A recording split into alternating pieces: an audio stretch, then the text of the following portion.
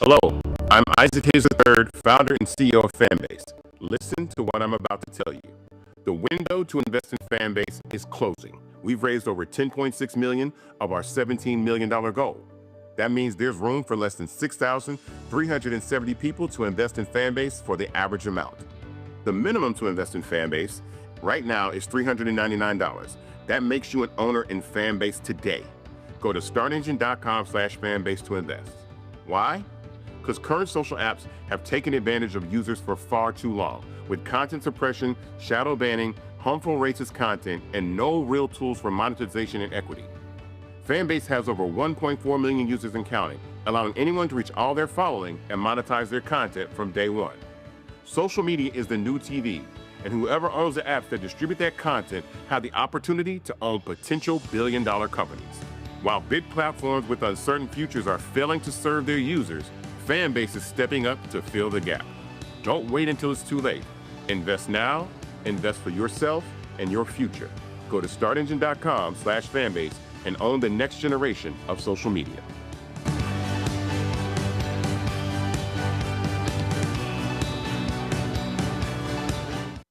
Folks, Black Star Network is here. Hold no punches. I'm real revolutionary right now. Black power. Support this man, Black media. He makes sure that our stories are told. Thank you for being the voice of Black America, Roland. Stay black. I love y'all. All momentum we have now, we have to keep this going. The video looks phenomenal. See, this difference between Black Star Network and Black-owned media and something like CNN. You can't be Black-owned media and be scared. It's time to be smart. Bring your eyeballs home. You dig?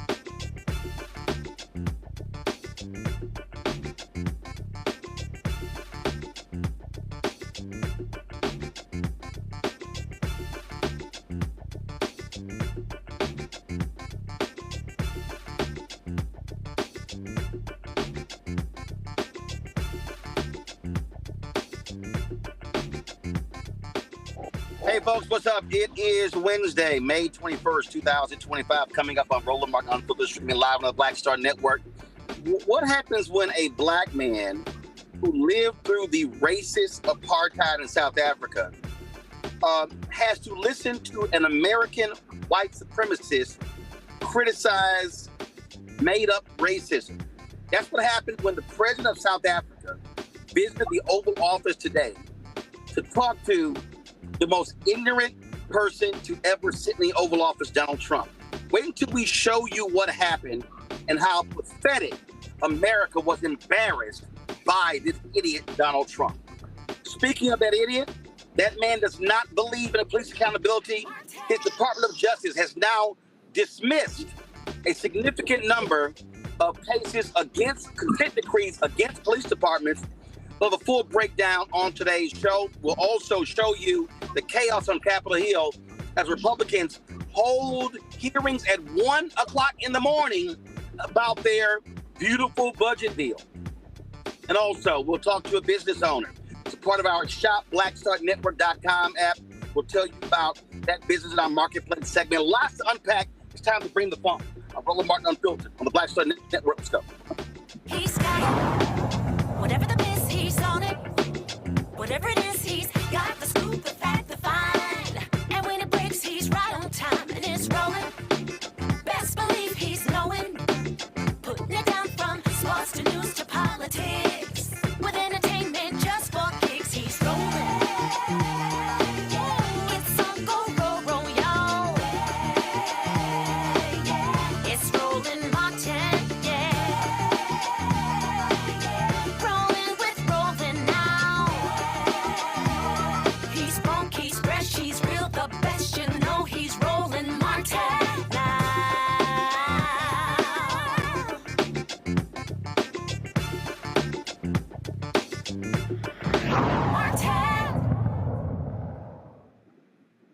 We told you this was going to happen if Donald Trump was allowed back in the Oval Office. And where are all of those people who were talking about don't vote, you're not going to get anything for it? Well, guess what? Today, Donald Trump, the twice impeached, criminally convicted felon conman in chief, his Department of Justice announced that they were dismissing several settlements, consent decrees with police departments who did harm to black people. A stunning decision, but it was one that we told you was going to happen. It was one that Project 2025 called to happen. How many times have we told you? Donald Trump ran and said he wanted to give police 100% immunity. But what he did today is no different than what he did 4 years ago. Remember, first time he was there, what did he do? His Attorney General, Jeff Sessions, his second Attorney General, Bill Barr, said they were pulling back on consent decrees because they were hurting the morale of cops. And here we sit, 4 days from the 5th anniversary of the murder of George Floyd. Donald Trump has said consent decrees with the city of Minneapolis and the police department, gone. Louisville, Breonna Taylor, gunned down by cops, gone. In several other cities. This is what this man thinks. He does not support victims. He does not support black people. He supports rogue, thug, killer cops. Let's talk about this. We got a full panel to break it all down. Reddit Hudson is a co-founder of the National Coalition of Law Enforcement for Justice, Reform, and Accountability. Tamika Mallory, co-founder of Until Freedom. Adante Pointer, civil rights attorney. And also Chief Mitchell Davis, second national vice president for the National Organization of Black Law Enforcement Executives. Glad to have all of you here. Plus, I have my panel coming on after this as well. Reddit, I'm going to start with you. This man does not care about police accountability. He wants cops who beat people, who kill people. He wants to make it.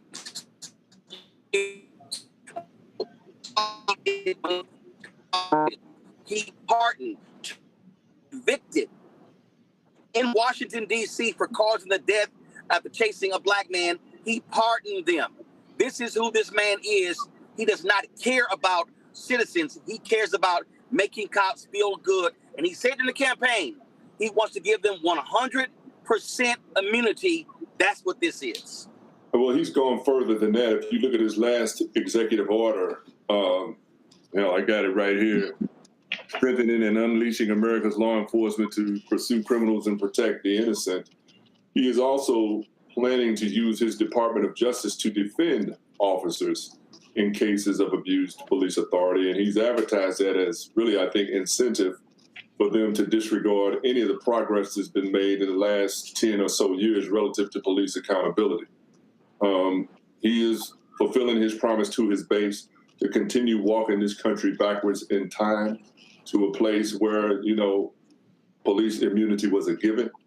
And I think we really need to be extremely vigilant, especially those of us who are anywhere in or around law enforcement, relative to ensuring the rights of our people being protected in the current environment that exists right now, because it's a lawless environment. As you pointed out in your opening, here's a man who's a convicted felon. Talk about cracking down on crime. Does that include rape and fraud, the things that he's been convicted of?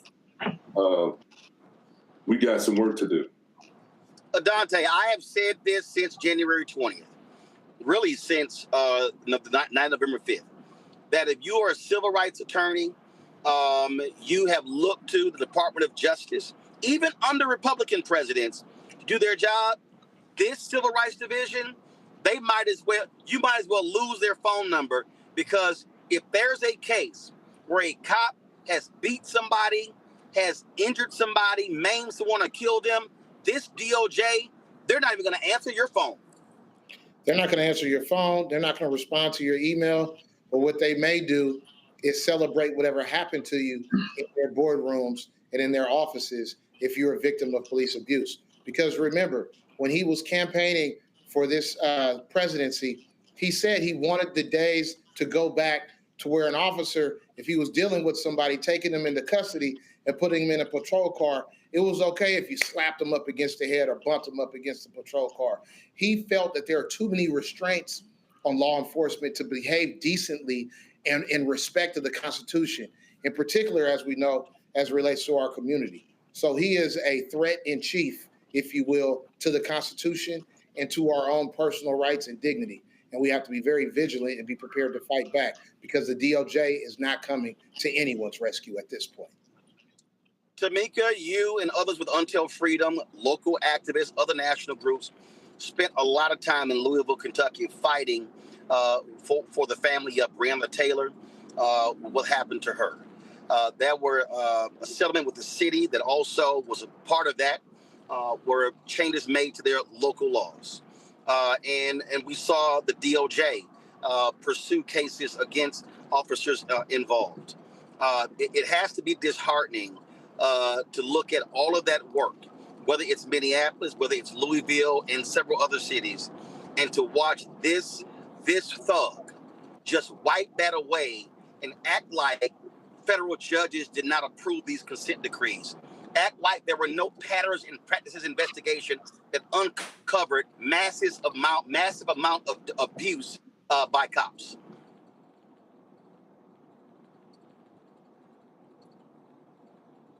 Tamika, I think you're on mute. Sorry, I'm sorry. There we go. Saying, there we go.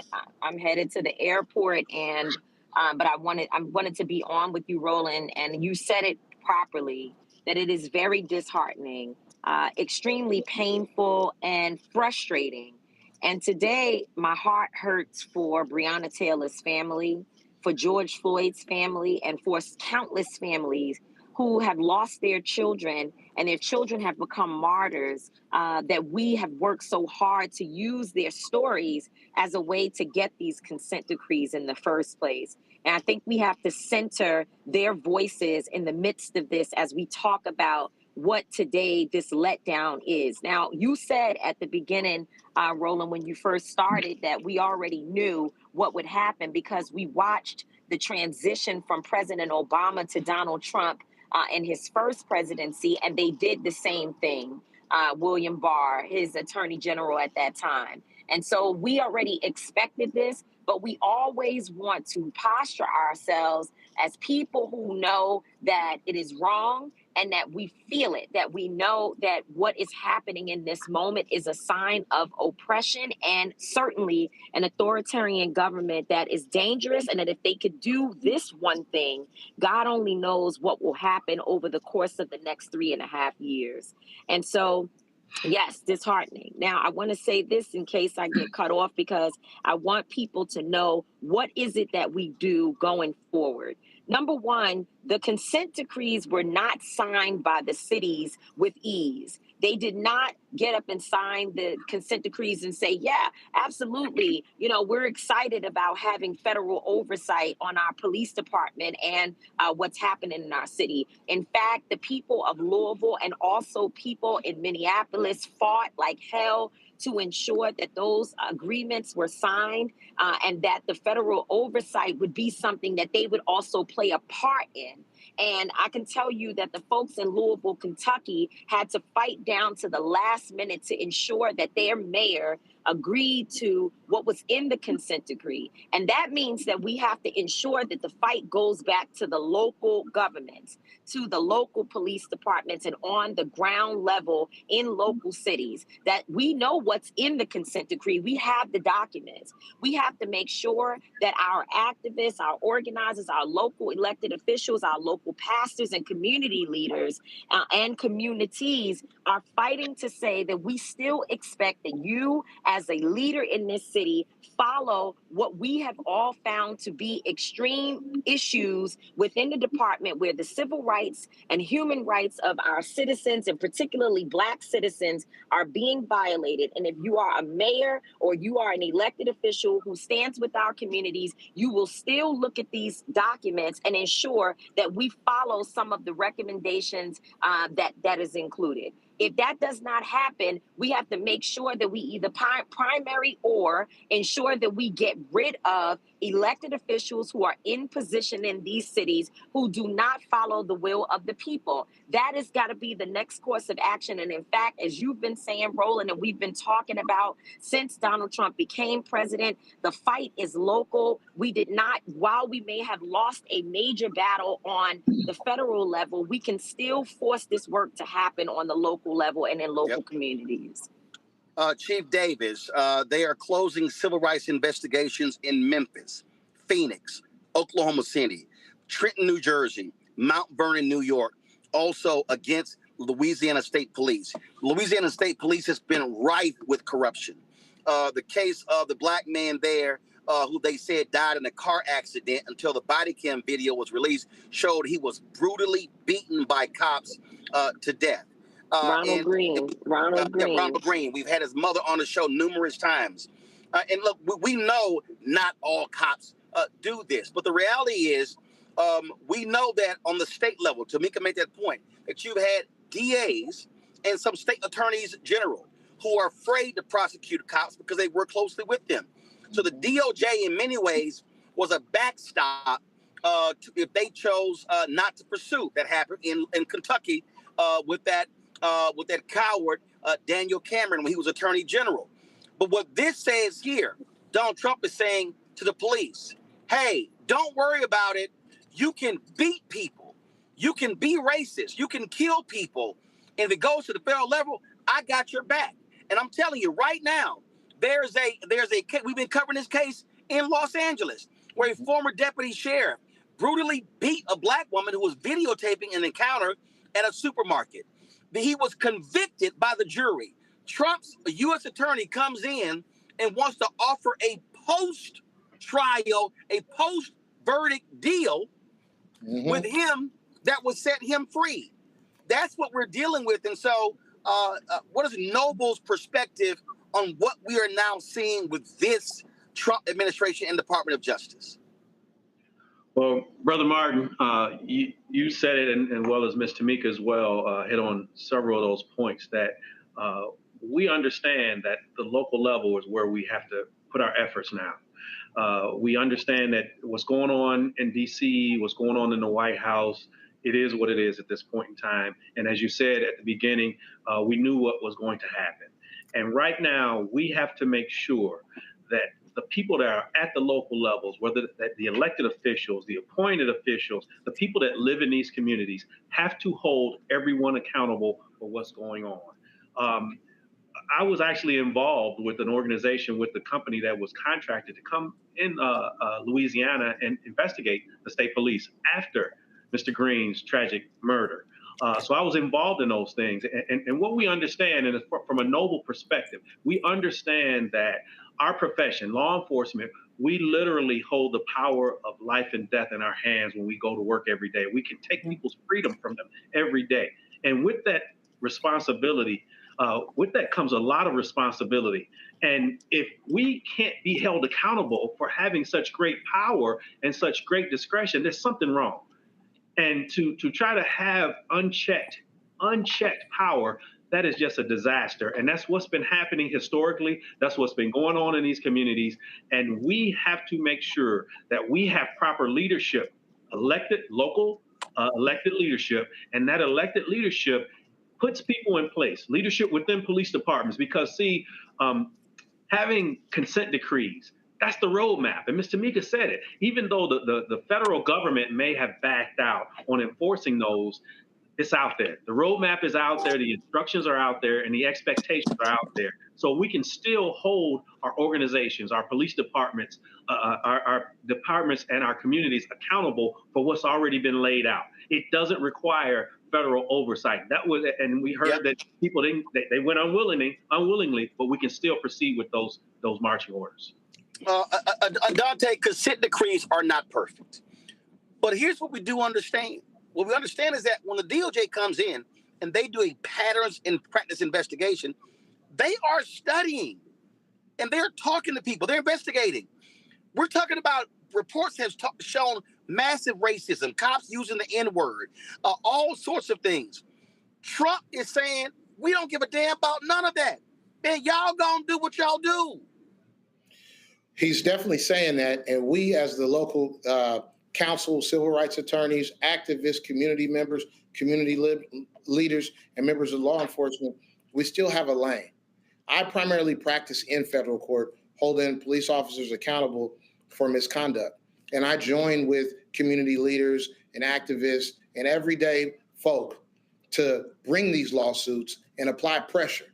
And you can make a city or a police department kneel to the power of the people and enter into agreements where there is reform. And you do not necessarily need the Federal Department of Justice to do that.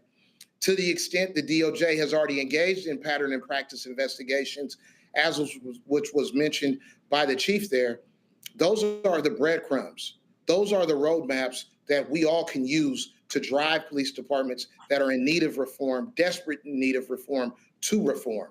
So we don't have to rely only upon the DOJ.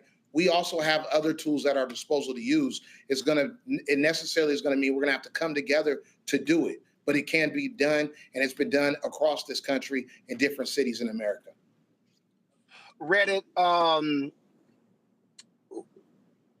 we talked about again. We've talked about again in terms of what our response is on the local. What do you say right now to the people? Not just the black people who voted for Trump. Because see, here's the deal.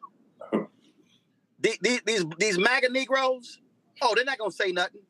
Sharice Lane, Florida A&M grad, she ain't saying nothing. Pastor Darrell Scott in Cleveland, he ain't gonna say a damn thing. Of course, Brandon Tatum, the former cop, we know, he loves all of this. All them black MAGA folk ain't saying nothing. Joseph Pinion ain't saying nothing. But the people who I want you to speak to are these loudmouth ass black people who was on YouTube and all on social media telling black folk voting don't matter. You don't get anything for your vote. Wasting your time voting for Vice President Kamala Harris. Telling people she's worse than Donald Trump. These are the same folk who love the FBA folk, all of them. This man has said, I don't give a damn if cops kill black people. They're not going to face any penalty from me. We had a number of them right here in St. Louis as well. And I'll be candid with you, man. I thought as intelligent as some of those people were, that they had to be ops. They had to be bought off.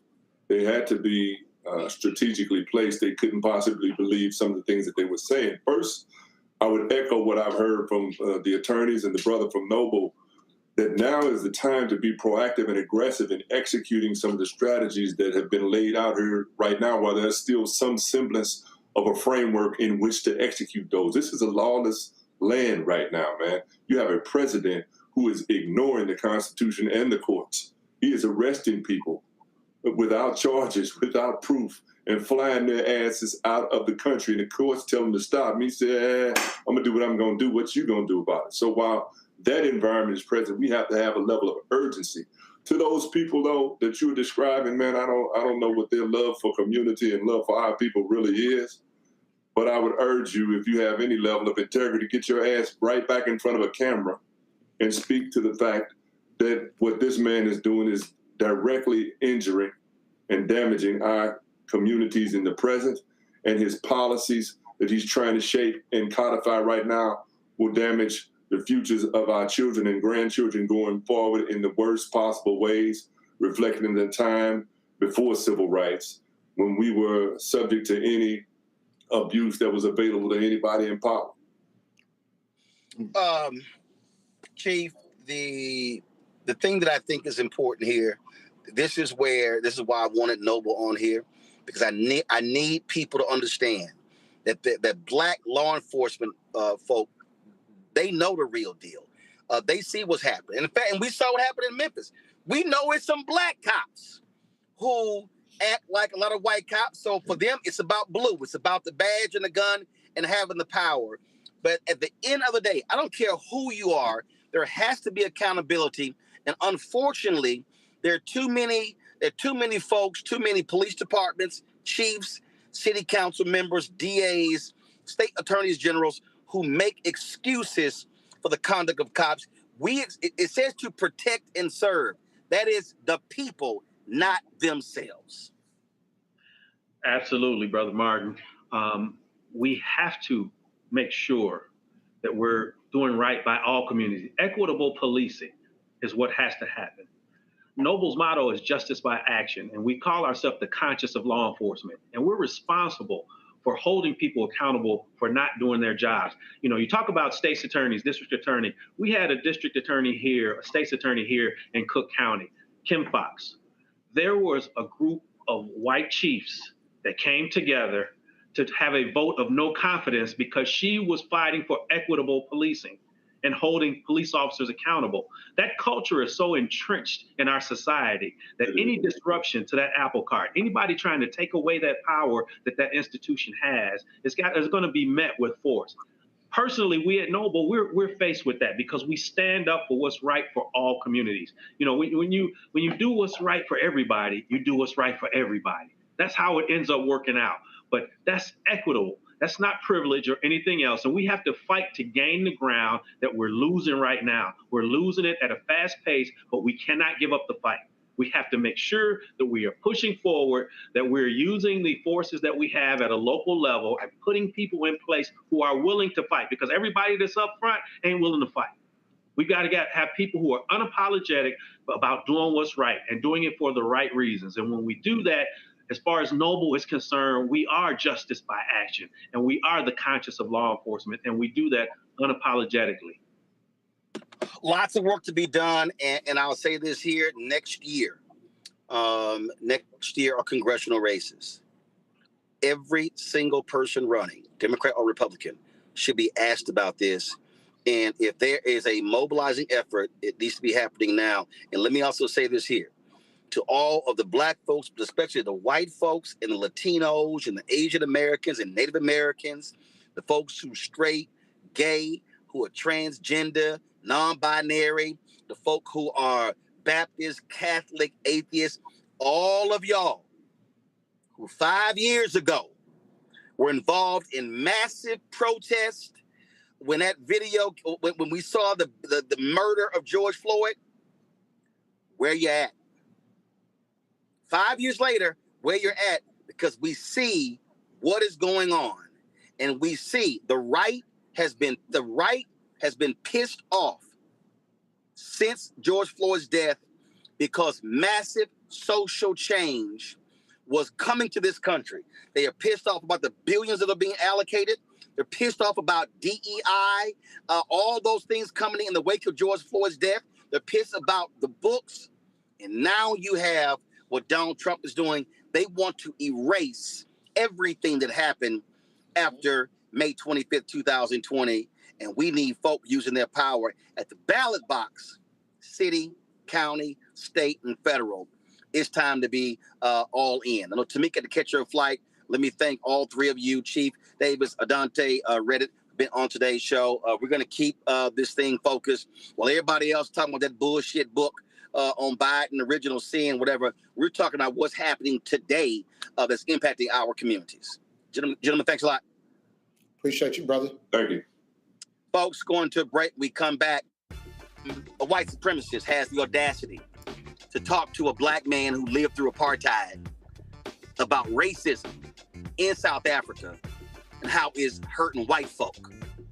Up next, we'll show you some of what took place in the Oval Office today between South African President Cyril Ramaphosa and, y'all know, that orange one. You're watching Roland Martin Unfiltered on the Black Star Network. We begin tonight with the people who are really running the country right now. Now, Trump is often wrong and misleading about a lot of things, but especially about history. Donald Trump falling in line with President Elon Musk. In the wake of the unsettling news that MSNBC has canceled Joy Ann Reid's primetime show, The Readout, Roland Martin and the Black Star Network would like to extend an invitation to all of the fans of Joy Ann Reid's MSNBC show to join us every night to watch Roland Martin Unfiltered, streaming on the Black Star Network for news, discussion of the issues that matter to you, and the latest updates on the twice impeached, criminally convicted felon-in-chief Donald Trump and his unprecedented assault on democracy, as well as co-president Elon Musk's takeover of the federal government. The Black Star Network stands with Joy Ann Reid and all folks who understand the power of black voices in media. We must come together and never forget that information is power. Be sure to watch Roland Martin Unfiltered weeknights, 6 p.m. Eastern at youtube.com/Roland S. Martin or download the Black Star Network app. Hi, I am Tommy Davidson. I play Oscar on Proud Family, Louder and Prouder. I don't play Sammy, but I could. Or I don't play Obama, but I could. I don't do Stallone, but I could do all that. And I am here with Roland Martin on Unfiltered.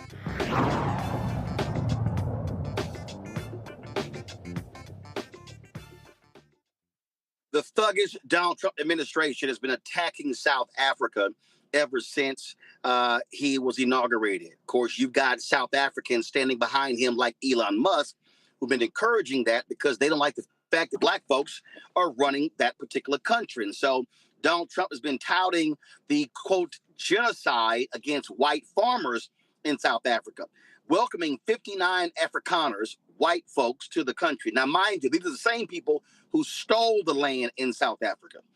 White people in South Africa make up 7% of the population. They own 72% of the land.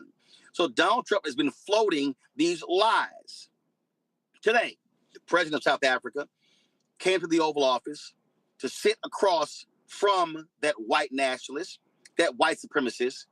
And this man, this dignified black man, had to listen to this idiot, the one who called African shithole countries, who called countries in Africa shithole countries, who trashed and lied about Haitian immigrants in Springfield, Ohio, who called for the death penalty of the 5 black and brown young men, then called the Central Park 5, now known as Exonerated 5. The same man who was accused by HUD of not renting apartments to black people.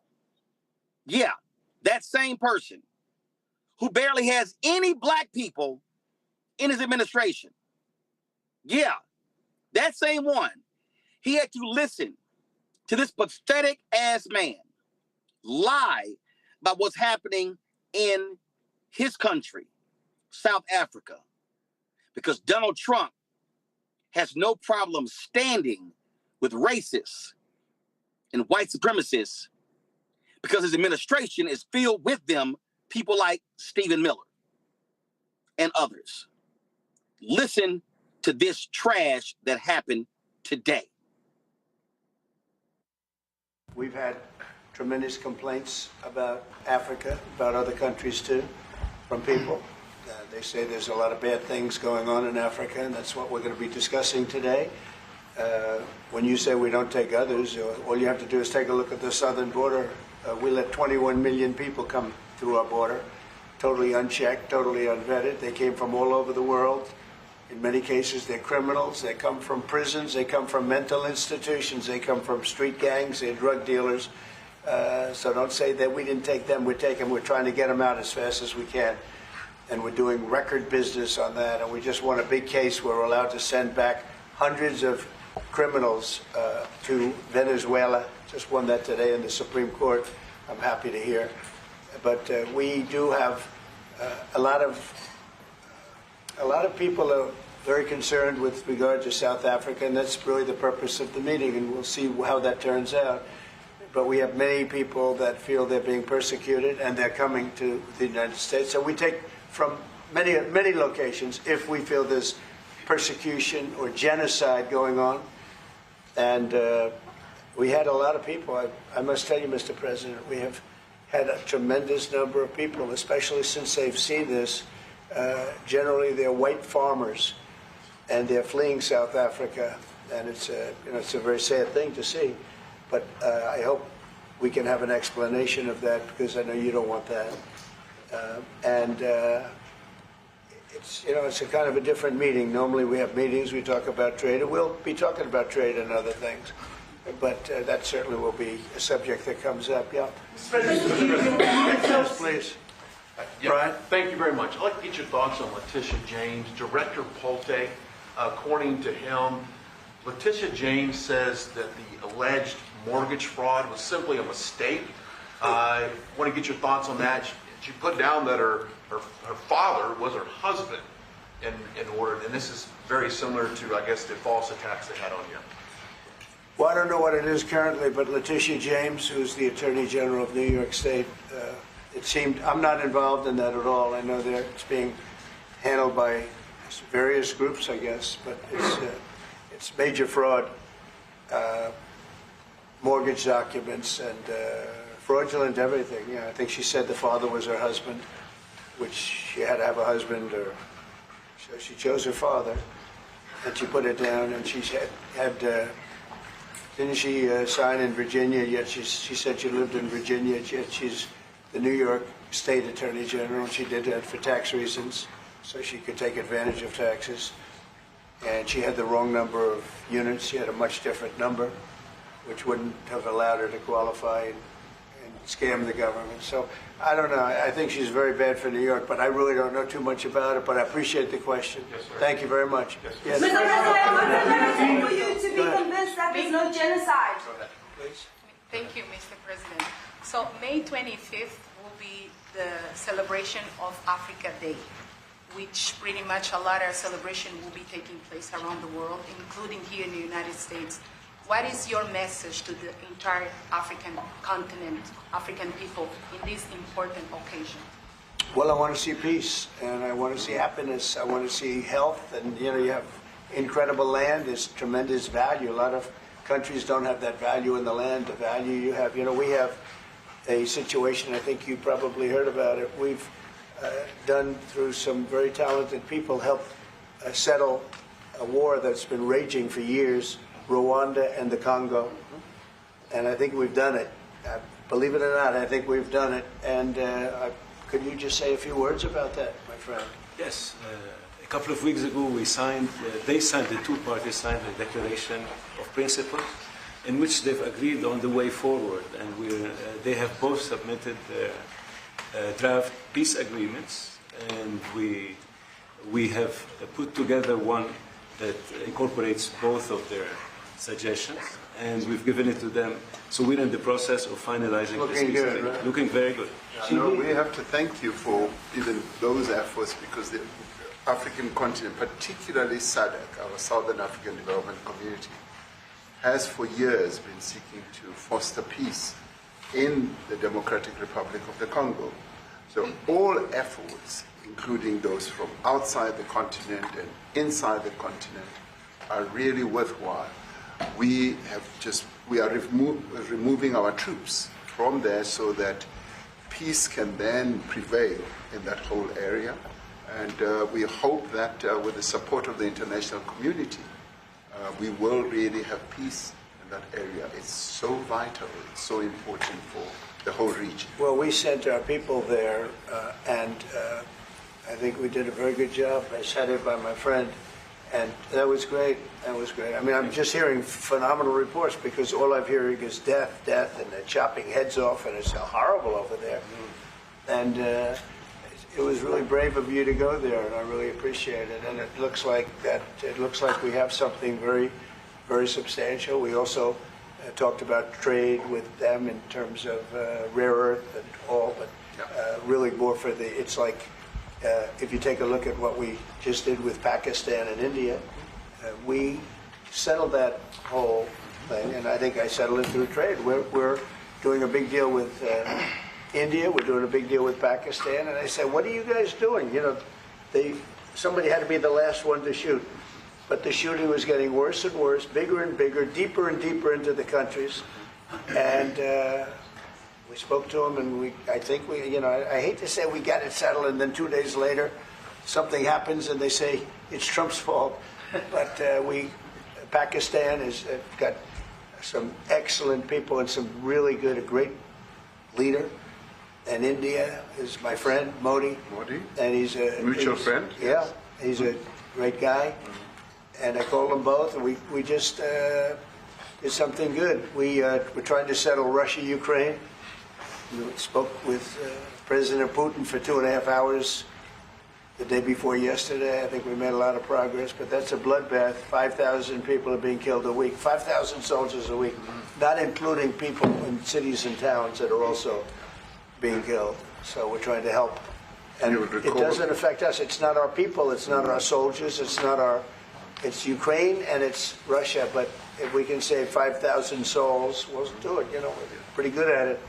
But that's a bad situation. That is a really bad situation. Well, you'd recall when President Zelensky was coming to South Africa, that's when I spoke to you. That's right. We both agreed that we need to push the peace message so that there can really be peace. And we've been involved in the Ukraine-Russia conflict for quite a while through my Minister of State Security here. We've been dealing with them, the exchange of children who were taken away, going through names and addresses and all that. So we've been invested in that whole process as well. And the moves that you are making are fully supported by us because we would like to see the end of that war. Sure. I called Zelensky, and they said, he's in South Africa. I said, what the hell is he doing in South Africa? He was talking to us. We got to speak. That's a strange one. I said, what are you doing in South Africa? Yes. That's a strange one. He's trying to make peace. We're taking him. You know, we were lucky because we had the great Nelson Mandela who taught us how to create peace, to make peace. So we were imparting some of those lessons to him, some of those learnings. And I specifically mentioned to him that this is how Nelson Mandela taught us that when you want to have a peace in a country, do it on an unconditional basis and sit down and talk. And that's precisely what I'm sure he's going to heed. Well, we're going to see what happens with that one. It's there's a lot of hatred. There's a lot of death. It's a bloodbath. It is. I get unfortunately. I get the satellite pictures of that field, of that killing field. Mm-hmm. You never saw anything like it in your life. Yeah. It's horrible. It's a horrible thing that it goes on, but I think we've made big progress. Yeah, please, go ahead. Thank you, Mr. President. No, not you. Right here. He's from South Africa. Go ahead, please. What are you expecting on the ICJ case? Are you expecting South Africa to drop that? Is that what you're trying to raise? On which case? The ICJ case against Israel, International Criminal Court. I don't expect anything, to be honest. I really don't. I don't know. They've got a case. There's a lot of anger there, tremendous anger. I don't expect anything. We'll see what happens. We'll have a ruling, and who knows what the ruling is going to mean. Yeah. On that subject of Gaza, Mr. President, are you going to be speaking to Prime Minister Netanyahu about Israel's renewed offensive there? There's been a lot of concern from European countries. The Pope has expressed concern. Are you going to be asking Prime Minister Netanyahu to tone down the offensive in Gaza, to let more aid in? Was that a question or a statement? It's a question. This guy's, you never change. Mr. President, this side, what will Please. it take from you for you to be convinced that there's no white genocide in South Africa? Well, I can answer that for the President. It's for him. I'm seriously. I'd rather have him answer. Yeah, I'd rather answer that. It will be. My President will respond to you. Yeah, let me. Thank you, Mr. President. It will take President Trump listening to the voices of South Africans, some of whom are his good friends, like those who are here. When we have talks between us on around a quiet table, it will take President Trump to listen to them. I'm not going to be repeating what I've been saying. I would say if there was Afrikaner farmer genocide, I can bet you these three gentlemen would not be here, including my Minister of Agriculture. He would not be with me. So it'll take him, President Trump, listening to their stories, to their perspective. That is the answer to your question. But, Mr. President, I must say that we have, wait. We have thousands of stories talking about it. Sure. And we have documentaries, we have news stories. And that. Is Natalie here, somebody here to turn that? I could show you a couple of things. And it has to be responded to. Yeah, sure. Let me see the articles, please, if you would. And turn the lights down. Turn the lights down and just put this on. It's right behind you, Johan. There's nothing this parliament can do. With or without you, people are going to occupy land. We require no permission from you, from the president, from no one. We don't care. We can do whatever you want to do. Who are you to tell us whether we can occupy land or not? We are going to occupy land. Yes. South Africa, occupy land. That's who we are. Honorable member, can withdraw my membership from this useless parliament. Honorable. Yes, honorable member. Must never be scared to kill. A revolution demands that at some point there must be killing, because the killing is part of a revolutionary act. Shoot to kill. Yamaza. Kill the poor, the farmer. Kill the poor, the farmer. Pa, pa, pa, pa. To kill. Yamaza. Kill the poor, the farmer. Kill the poor, the farmer. The mayor of DA in PE is a white man. So these people, when you want to hit them hard, go after a white man. They feel a terrible pain because you have touched a white man. Not because Mashaba and Soli will not be touched. They will be touched, don't worry. But we are starting with this whiteness. We are cutting the throat of whiteness. It's like that. Shoot, kill, Yamaza. Kill the poor, the farmer. Kill the poor, the farmer. Pa, pa, pa. Shoot to kill, Yamaza. Kill the poor, the farmer. Kill the poor, the farmer. Pa, pa, pa, pa. I'm saying you was not called for the killing of white people, at least for now. I can't guarantee the future. Yeah, but I mean, you'd understand somebody watching that, especially as it gets shared on Twitter, they freak out. It sounds like a genocidal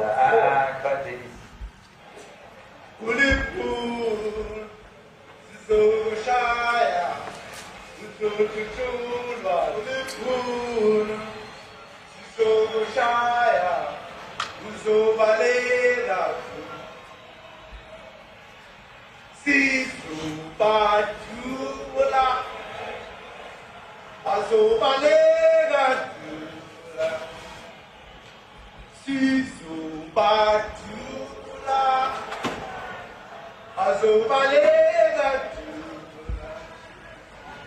will expropriate land without compensation, whether they like it or not. If they object, they can seek refuge in America.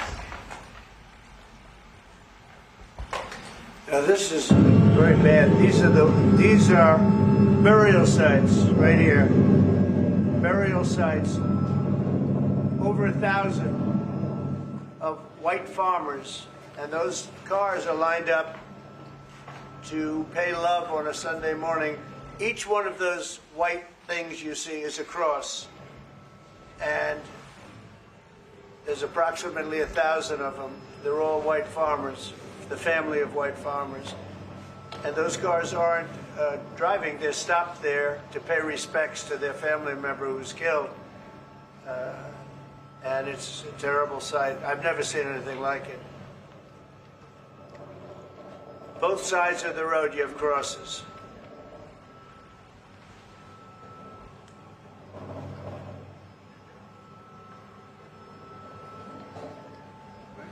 Those people were all killed. Have they told you where that is, Mr. President? No, I'd like to know where that is, because this I've never seen. But, okay. I mean, it's in South Africa. We need to find out.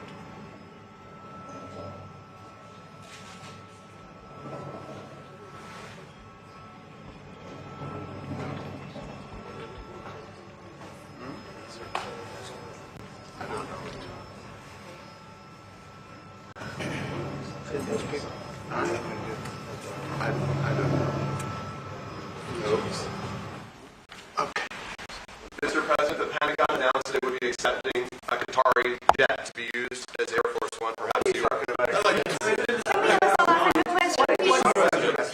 Mr. President, The Pentagon's vote first. What does this have to do with the Qatari jet? They're giving the United States Air Force a jet, okay? And it's a great thing. We're talking about a lot of other things. It's NBC trying to get off the subject of what you just saw. You are a real, you're a terrible reporter. Number one, you don't have what it takes to be a reporter. You're not smart enough. But for you to go into a subject about a jet that was given to the United States Air Force, which is a very nice thing, they also gave $5.1 trillion worth of investment in addition to the jet. Go back, you ought to go back to your studio at NBC, because Brian Roberts and the people that run that place, they ought to be investigated. They are so terrible the way you run that network, and you're a disgrace. No more questions from me. Go ahead. Go ahead, talk about that. Please, may we have a South African question? His name is Peter something. He's a terrible If they're committing genocide, why invite them to the White House? I'll be quiet. Quiet. Sure, that's my question now. Let's go. Thank you so much, President Trump. Annika Larson from ENCA in South Africa. Thank you very much for hosting us. What would you like President Ramaphosa to do about the situation we've just seen on the screen? I don't know. Look, these are articles over the last few days. Death of people. Death. Death. Death. Horrible death. Death. I don't know. But you know that there are Pick black anyone. people who are White dying South the most. Africans are fleeing because of the violence and racist laws. And this is all. I mean, I'll give these to you. So when you say, what would I like to do? I don't know what to do. Look at this. White South African couple say that they were attacked violently. President Trump, when will you go and see for yourself if it is? Well, I can do that. Look, here's burial sites all over the place. These are all white farmers that are being buried. President Trump. And he asks about a jet that was given. My first question is about Africans. We're not interested in the You are so bad. You're such a bad reporter. If they're committing genocide, why invite them? Sir, if they are committing genocide, why invite the South Africans to the White House? May I finish, please, President Trump? President Trump. This is one after another. This family was wiped out. I'm just looking. Can we get a response from President Trump? Can you give us your reaction to those videos, Mr. President Trump, could you? Well, I think the videos are so. No. When you look at the videos, I mean, how does it get worse? And these are people that are officials, and they're saying that kill the white farmer and take their land. That's what it is. And I have other friends in South Africa. I have people that left. One in particular that says you can't go there. He said they want to take your land. They take your land and they kill you. It's okay, and they say it's okay to do. Now we're going to talk about it. But this is a tremendous look. This is a story recent. These are all people that recently got killed. Yeah. And I don't know how it can get any worse. These are and you know, the men that you saw, the people that you saw in that movie, those are officials. Those are people that were in office. They had one march, they had a dance in your parliament, whatever you may call it, legislature. Let me clarify that. Yeah. Let me clarify that, because what you saw, the speeches that were being made, one, that is not government policy. We have a multi-party democracy in South Africa that allows people to express themselves, political parties to adhere to various policies, and in many cases, or in some cases, those policies do not go along with government policy.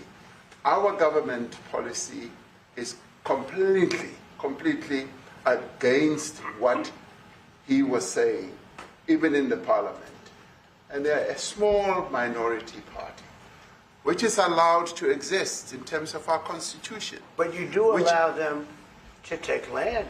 No. You do allow them to take land. Nobody can take land. And then when they take the land, they kill the white farmer. And when they kill the white farmer, nothing happens to them. No, there is nothing happens to them. There is criminality in our country. People who do get killed, unfortunately, through criminal activity, are not only white people. Majority of them are black people. And we have now the farmers are not black. The farmers are not black. I don't say that's good or bad, but the farmers are not black. And the people that are being killed in large numbers, and you saw all those grave sites, and those are people that loved ones going, I guess on a Sunday morning, they told me, to pay respect to their loved ones that were killed. Their heads chopped off. They died violently. And, you know, I mean, we're here to talk about it, and I didn't know we'd get involved here. But I will say this, that if the news wasn't fake, like NBC, which is fake news, totally, one of the worst, ABC, NBC, CBS, horrible. But if they weren't fake news like this jerk that we have here, if we had real reporters, they'd be covering it. But the fake news in this country doesn't talk about that. They don't want to talk about it, but now they have to talk about it. But they won't. This won't even be a subject. They'll have him talking about why did a country give a free, think of this, why did a country give an airplane to the United States Air Force? Okay, the United States, not to me, to the United States Air Force, so they could help us out, because we need an Air Force One until that's Air Force One, it's being built. 2 of them being built. But Boeing's a little bit late, unfortunately. So why did they give us a plane to the United States Air Force? That's what that idiot talks about after viewing a thing where thousands of people are dead. I'm sorry, I don't have a plane to give you. I wish you did. I'd take it. I would take it. If your country offered the United States Air Force a plane, I would take it. Okay. But coming back to this issue, which I really would like us to talk about, and talk about it very calmly. We were taught by Nelson Mandela that whenever there are problems, people need to sit down around a table and talk about them. Well, there are problems. And this is precisely what we would also like to talk about, including, of course, trade matters, investment matters. So the issues that concern you as the United States. Those are all recent. And those are all deaths. Yeah, in many ways, I mean, one should say you are a partner of South Africa, and you are raising concerns, and these are concerns that we are willing to talk to you about. Let me just add quickly, you know, the criminality that we are experiencing in our country needs quite a lot of technological capability. And in one of our areas in South Africa, we're using US technology, which is able to in many ways identify where shootings are happening and all that. And I'd like to talk about that because there is support that we can get from you as the United States to help us deal with all these acts of criminality. And that is what I believe partnership is all about. And we are here as a partner so that we can help each other whenever there are challenges. So I'd like us to discuss it, and of course outside of the media, so that we sit down and have a really good discussion that will lead to good outcomes. Folks, my pound, Dr. Larry J. Walker, Associate Professor, University of Central Florida, out of Orlando. Rebecca Carruthers, Executive Vice President, Fair Election Center, out of Washington, D.C. Derek Jackson, State Representative, Georgia District 68, out of Alabama. It was, the folks understand, it was painful to have to watch this entire conversation. It was more than an hour. We actually streamed it on the Black Star Network. It was hard to watch a black man have to sit there and listen to lies. President Ramaphosa, he had to remain dignified. He could not respond, even how Zelensky responded. Because you see, countries like South Africa, America uses its money to force them to do their bidding. There's foreign aid they receive. There's money that they receive. These are the things that they do. And so, having to listen to this shameful, despicable man, just, they tell me, well, who the hell is they? Who's they? You literally had white South Africans in the room saying, no, that ain't true. But this idiot believes whoever he talked to last, that's who he believes. And see, this right here is why I will never call him president. Because he is a disgrace to the office. He is a stain on the world. He is an orange stain. He is a brown streak in white shorts to the world. And he sat there and just constantly lied. President of South Africa, talk about trade, talk about security. And to make matters worse, to constantly go back to criminality, and not want to deal with the history of that country.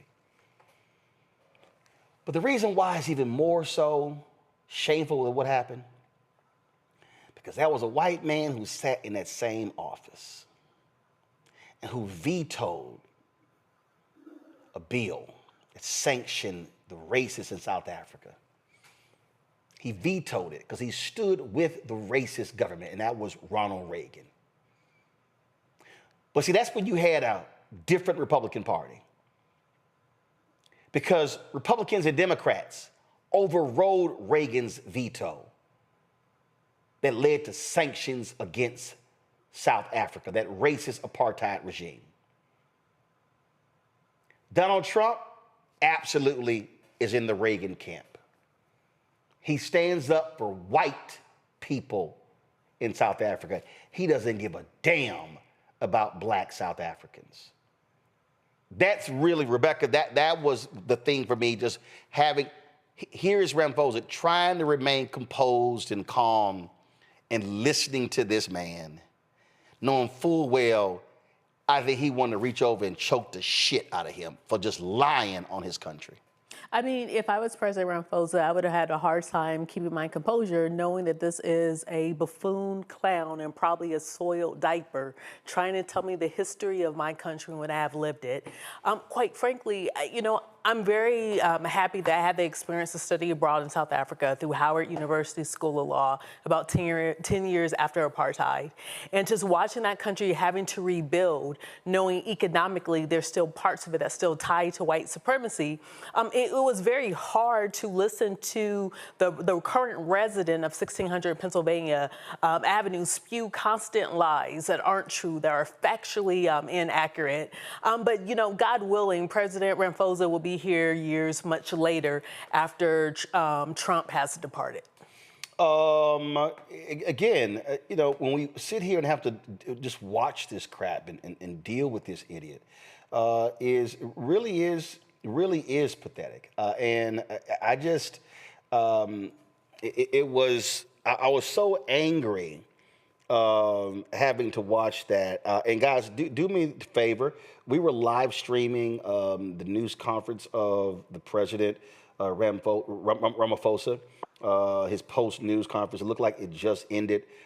Cue that up so I can take some of that. I wish someone told me that they were actually live. So it looks like the feed just ended. But the thing for me, Larry, it was shameful. And you know what he wanted to say. There were stories that were reported where he talked about what he was going to say, but he knew in that moment. And all these people talk about, oh, he was ambushed and he didn't know. No, he knew what he was walking into. He did. Hell, I said last night to Jahan LeBlanc what was going to happen.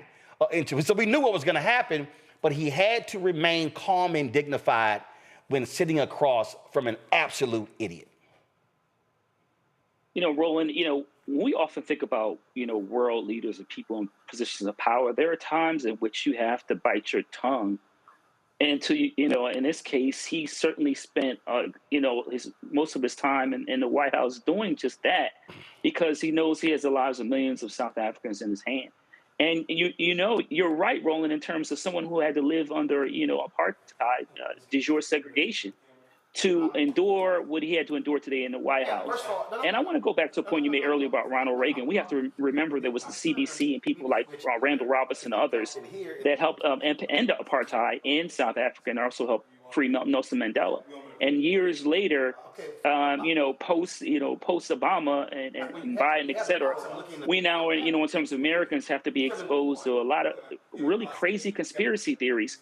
And listen, the United States has the most complete, you know, apparatus in the world as it creates in terms of collecting data and information. And he's printing out stuff from, like, you know, off the internet. He's got copies, printouts in his hand. When once again, he has access to all kinds of information about what's going on in every country in the world. And this speaks to this idea of, like, the difference between what, you know, a society moving forward, a multiracial, multi-ethnic society moving forward, and what we saw today in the White House, which is also reinforces the idea that people of African descent aren't seen as human, that we're seen as less than. When you are talking about white Afrikaners, and we know there were a few dozen that came to the United States just a week or two ago, and not talking about the fact that that land was taken from, you know, black South Afrikaners. And then once again, that land is still owned post-apartheid. That land is still owned by white Afrikaners. And so once again, the power dynamic in terms of land ownership, which we know in any country is the primary thing which is primarily important, is still unbalanced. And once again, you have the president of South Africa being forced and humiliated in many respects to listen to a lot of these conspiracy theories, which have been disproven, and you know, forced to kind of endure that. And once again, as you said, as a black man who had to endure apartheid and who has risen to this position of power, to be forced to listen to this in the White House. Derek, again, this is the crap that we have to deal with the fool who's sitting in the Oval Office. Yeah, you're right, Roland. And I do appreciate that you played the full interview. This is my third time watching it. But the reason why I appreciate you playing it is because your listeners, your audience need to know how this guy is, right? The video is on, the microphone is hot, and we continue to watch this individual that's occupying the Oval Office continue to proliferate false, misleading, claims and lies in the Oval Office, over 30,000 lies. And I appreciate President Ramaphosa fact-checking him in real time, saying, tell me where this is, because this doesn't look familiar. See, that we know if something is happening in Georgia and they say, hey, this is happening in Atlanta, I know Atlanta, and somebody say, this is happening in Atlanta, I'm gonna ask, well, where in Atlanta? Because it doesn't look like Atlanta. We gotta understand, Roland, that the individuals that's behind this thing about genocide is David Duke, Carson Tucker, Elon Musk, Stephen Miller. If you understand those four, they're proliferating this, and they were prepared to put this because they had a television already in there. He said, dim lights, roll the tape. And so we now need world leaders, when they go in that Oval Office, they need to be blunt with him. Because if you continue to play nice with a bully and you don't punch back with a bully, they're going to continue to do the same thing. Yeah, I mean, I remember when he just flat out lied about Canada and the prime minister's sitting right there. And again, he was trying to be nice about it when he corrected him. In that particular video that was shown, there was a video of Julius Malema. And he sent this tweet out afterward. He said, a group of older men meet in Washington to gossip about me. No significant amount of intelligence evidence has been produced about white genocide. We will not agree to compromise our political principles on land expropriation without compensation for political expediency. What we saw, Rebecca, in that Oval Office, we saw the Minister of Agriculture talk about what is happening there. Then you had the richest man in South Africa, the white guy, Johan, say, no, that's not genocide. And so, again, Trump is a liar. And what people don't also understand is they handpicked the media that was there as well. So understand the type of questions you were getting. A lot of the people from the United States were these crazy-ass right-wingers who kiss his butt every day. The other thing that's disturbing... Who also mainly work for white nationalist organizations. Absolutely. The thing that's especially dangerous here is when you have the use of technology like AI that's being used like this, like with Grok, that pushed out last week. It didn't matter what you were looking up last week. It kept connecting to this insidious lie that's not happening. And the same Grok, when asked, said that it had been changed for his own Grok told Elon's Grok told on itself. Yeah, Grok is performing like a child. When you tell a child the lie, the child's going to tell you the lie and say, hey, guess who told me the lie? And so the Grok is letting us know that Elon Musk and other white supremacists have fed this lie because they're trying to feed this into the internet. So then when you do searching on what's happening in South Africa, all of a sudden you have these AI lies that have been generated, have been force-fed. Like what's happening is an erasure that's happening. Just like we talk about the erasure that's happening in this country under the Trump administration, we're seeing the same thing that's happening in South Africa. But what's making it especially harmful is that when you add the advent of Starlink and the other technologies that Elon Musk is holding sub-Saharan hostage over its usage, now we're going to start to see extortion for people to actually feed in and buy into the lies. The economic freedom fighters, Larry, released this statement here on social media. They said the economic freedom fighters has taken note of the press briefing held jointly by the president of South Africa, Cyril Ramaphosa, and they say the president of the United States, Donald Trump. The meeting, which came under the pretext of discussing diplomatic, trade, and economic relations, ended up being a discussion about the president and commander-in-chief of the EFF, Julius Malema, and his correct and principled position regarding the return of the land to African people and the return of the means of production into the hands of the African majority. And what comes as no surprise, Cyril Ramaphosa and his delegation, which was constituted by the likes of Stellenbosch racist billionaire Johan Rupert, Donald Trump's golfing buddy Ernie Els, and the Minister of Agriculture and leader of the racist Democratic Alliance, John Steenhuisen, was an interaction dominated by white privileged men who've amassed wealth at the expense of African people, who spent a majority of the time expressing their hatred of the EFF and of its leader, Julius Malema. Trump proceeded to play numerous clips of the president of the EFF wherein our leader spoke correctly about the unequal distribution of land in South Africa and sang the chant, "Kill the Boer, kill the farmer," which is a song that expresses the desire to destroy the system of white minority control over the resources of South Africa. This liberation chant was considered as part of African heritage by the Equality Court, which also, which also said the song could not be interpreted literally. The Supreme Court of Appeal and the Constitutional Court of South Africa then ratified this decision.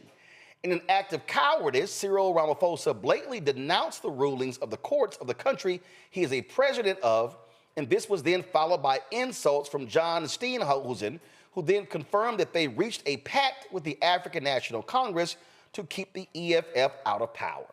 This pact was a clear collusion to prevent genuine transformation in South Africa. Additionally, the meeting between Ramaphosa and Trump has led to the inadvertent confirmation of the consolidation of the 2024 alliance between white minority capital and the neoliberal and counter-revolutionary ANC.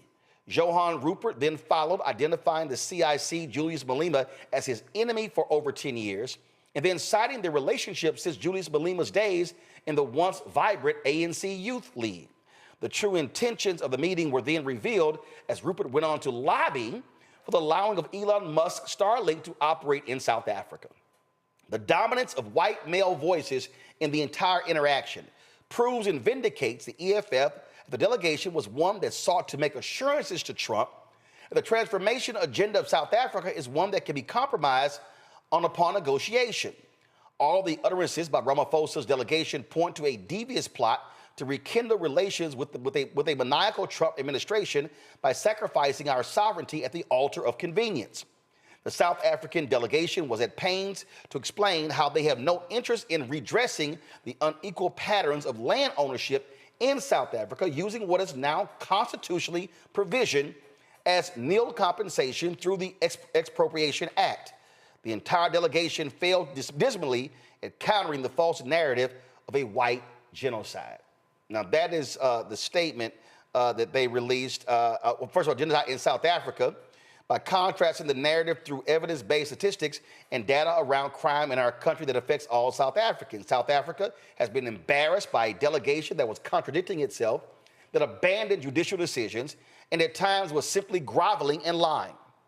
The EFF is proud that its legislative and political agenda led by the President and Commander-in-Chief, Julius Malema, has shaken the quarters of imperialism in Washington. Our Commander-in-Chief can be considered in the lines of great revolutionaries, as Donald Trump, in his illiterate rants, has called for his arrest for daring to call for land expropriation without compensation. As a result, the EFF is concerned by this call that something must be done to stop the EFF president from chanting a liberation heritage song. Therefore, the EFF will continue to keenly follow the developments in Washington and reiterates that we will oppose any compromising of our laws to allow for Starlink to operate in South Africa, and we will oppose any reversal or transformation legislation, including that which will allow for expropriation of land. We will defend our constitutional democracy, never bow and succumb to imperialism. All those opposed to the dominance of the few by the many must never fear and must chant loudly against the system of oppression. Abulu, kill the boer, kill the farmer, victory is certain, issued by the economic freedom fighters. What we're dealing with, Larry, we're dealing with, as President Ramaphosa said to Trump, we have multiple parties. This is not America where you got Democrat and Republican. The reality is that there's been a lot of people in South Africa, a lot of black folks, who have not been happy with the ANC. One of the reasons the ANC had to form this coalition is because they lost the dominance there. In successive presidents, people have complained about corruption, they complain about high unemployment and crime. Black folks have been demanding change. And so what you're dealing with is a white man in Donald Trump. We know their statement is right, absolutely illiterate. I love when they sat here and said, as Donald Trump in his illiterate rants, that's what he was, illiterate. For him to tell Ramaphosa, you just can't arrest this man, that tells you right here, he don't give a damn about freedom of speech in the United States. No, and we are, with previous conversation, you talked about, rescinding a lot of these orders in states in terms of these consent decrees. So listen, Roland, in South Africa, in these conversations, look, this is all about maintaining a racial caste system. And that is the bottom line. And obviously, you talked about Elon Musk. This is all about him gaining more power and a stronger foothold in not only countries and throughout the continent of Africa, but throughout various other countries. And so, listen, the president playing a video and once again printing out these articles from who knows where, it's all misinformation. None of it's based on any fact. There's no white genocide in South Africa. And once again, I find that your point in terms of land distribution, and we know that post apartheid you had this racial conciliation events in terms of trying to kind of find a middle ground for white Afrikaners and black South Africans. But the fact of the matter is, you can't have fairness and justice if one group controls the land. And so, once again, whether you talk about here in the United States, my ancestors not getting that 40 acres and a mule, or in South Africa, when you talked about more than 70% of the land is controlled by white South Afrikaners who make up less than 10% of the population. This statement, and I give them a lot of credit for providing a lot of context, is really important. Even when you talked about the song, Americans have no context for what the song really means. And then I'm glad they talked about in the press release what the song means, and that they obviously talked about this necessarily no violent connotations to it. But Americans, particularly white Americans, have no context about what has happened in South Africa. And in terms of, once again, you talked about the ANC, in terms of making sure Black South Africans can live have a quality of life, and also we make sure that that land that belonged to them decades ago goes back to the people. You cannot have justice if you don't have the land that your ancestors spent years before those white South Africans came to the country, existed, built homes, and etc. So once again, this is the basis for maintaining a racial caste system in South Africa. The United States is applying political pressure to the South African government, and this White House meeting was nothing but a ploy to play a bunch of misinformation, get it out there in the internet, and people watching it over and over thousands, maybe millions of times, to reinforce this idea that genocide is happening in South Africa. But the statement you just read provides, like I said, the context that is a lie, and that Americans, particularly Black folks, cannot fall for the okie doke. There was a news conference we live streamed it on the Black Star Network where President Ramaphosa talked about this that joke of a meeting in the Oval Office. Of course, they had meetings afterwards. So here's some of that news conference. Political collaboration on geopolitical matters. Yes, we found that our interests do coincide in as far as peace building and peacemaking is concerned. And we did compliment President Trump in being very forward in advocating for peace in our region between Rwanda and the DRC, and also Russia and Ukraine. And we outlined precisely what our involvement has been over the years.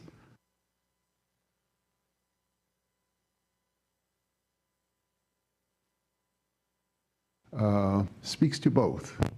We were condemned at an early stage, but I think much later people realize that the role that we play is a constructive role, because we have been able to deal with intricate issues that involve the two countries, about the children and prisoners of war, and he appreciated that, and he recognized the role that we play. And even as President Zelensky came to South Africa, he says he wanted to know where Zelensky was, and he heard that, oh, he's in South Africa. And before then, I had called,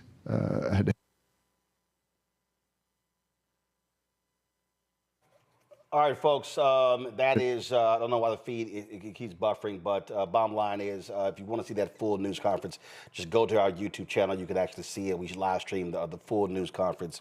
What we're dealing with here, Derek, is simple. There are white folks who don't want Black people to be economically free. The reality is, and there are a lot of people who, even now, they still criticize Nelson Mandela because when he became president, obviously, his job is to keep this country together, but he did not move forward with an aggressive plan to confront the economic calamity or the distance between black folks and white folks there. And many people have talked about that, looking back, saying that was one of his biggest mistakes, that the radical freedom fighter became so moderate that at the end of the day, sure, it's great that you had a black president. It's great that the ANC then controlled the government. But as anybody knows, if you don't control the money, you actually do not have power. Yeah, you're exactly right, Roland. And what we're watching, actually, to your point, we're seeing the restructuring of a new world order. I think, you know, we're on a path to see a different kind of world. Our NATO allies are restructuring how they deal with the United States. Canada, France, UK, I mean, all these world leaders are watching this individual, how he deals with certain heads of state. And so they're having their private conversation and saying, we want to circumnavigate the United States because we're not going to be part of the United States agenda. The second point is this, and you stated in the opening, this was all expected. Project 2025 was very clear. He said that they're going to detain 20 million citizens. They did not use the word migrants, immigrants. They said citizens.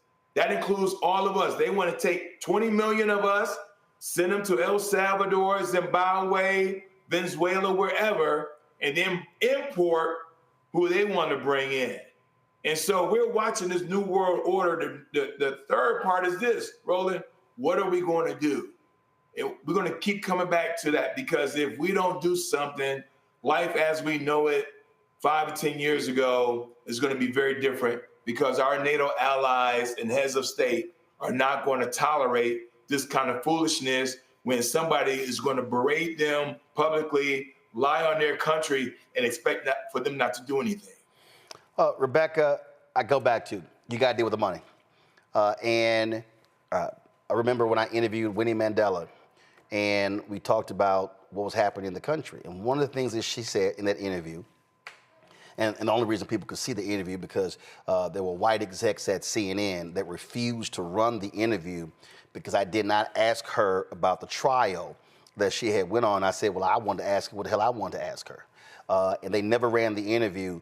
And I went to the president of CNN US joke with him and said, hey, give me the interview. I run on my TV One show. That's the only reason people could see that interview, because that happened. So when I interviewed her, what she said was, she said, you have to understand, a high illiteracy rate in South Africa was the result of young boys and girls who were literally in the streets fighting.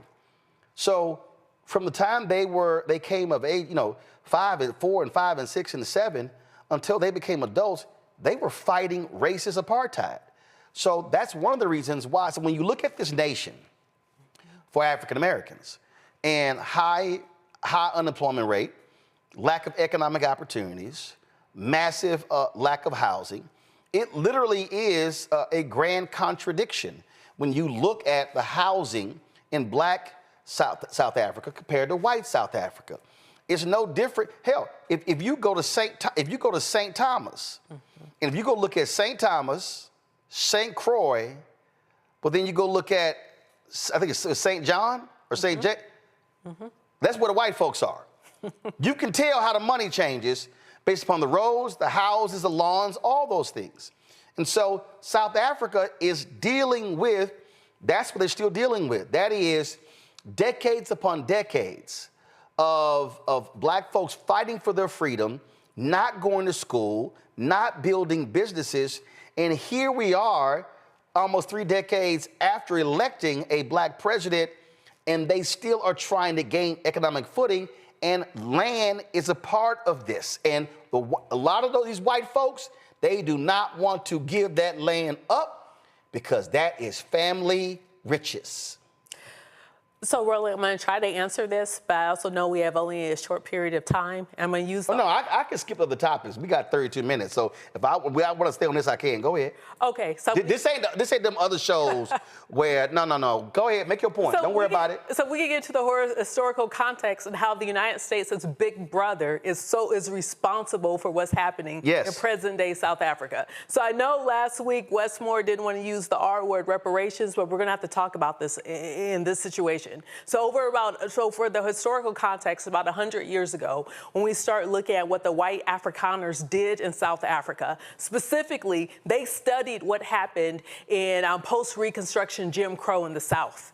They took the notes of what was happening in the United States in the 1870s and the 1880s, and they decided, hey, we're going to do this even better. So what they did, they came over to the United States, they learned, they went back over to South Africa in the early 1900s. They started to routinely strip away land from black folks in South Africa. So to provide context to what was happening in the United States at this time, when we think of 1919, when we had the Red Summers, where dozens and dozens of black cities, black towns, black economic engines were burned down by white nationalists in this country. The same thing was happening in South Africa, where you now had the white Afrikaner government decided they were going to break South Africa into different homelands. So basically in individual states. And they required that you had to have a passport to go from one state to another state in South Africa. As they were doing this, they were literally raping, they were murdering, they were burning down villages in the countryside as well as farmland. They literally took the farmland, stripped it from the black folks, and gave it to the white Afrikaners, primarily Dutch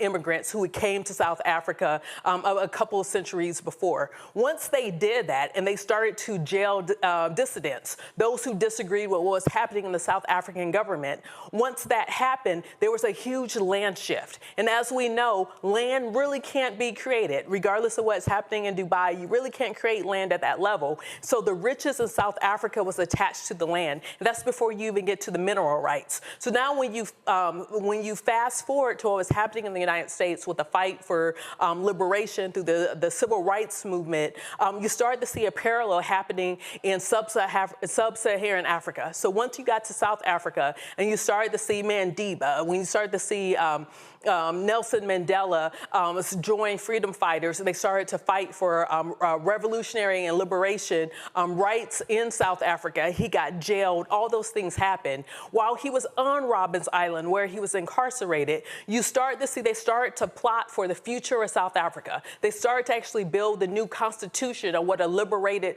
black South Africa looks like. So now you fast forward to the mid-90s, once apartheid falls in South Africa, all of a sudden, instead of having Mandela, we got Nelson Mandela. I think that's very important because the freedom fighter was Mandela. It wasn't Nelson Mandela. So like what Roland said, you start to see more of a moderation. So then we fast forward to the Truth and Reconciliation Commission.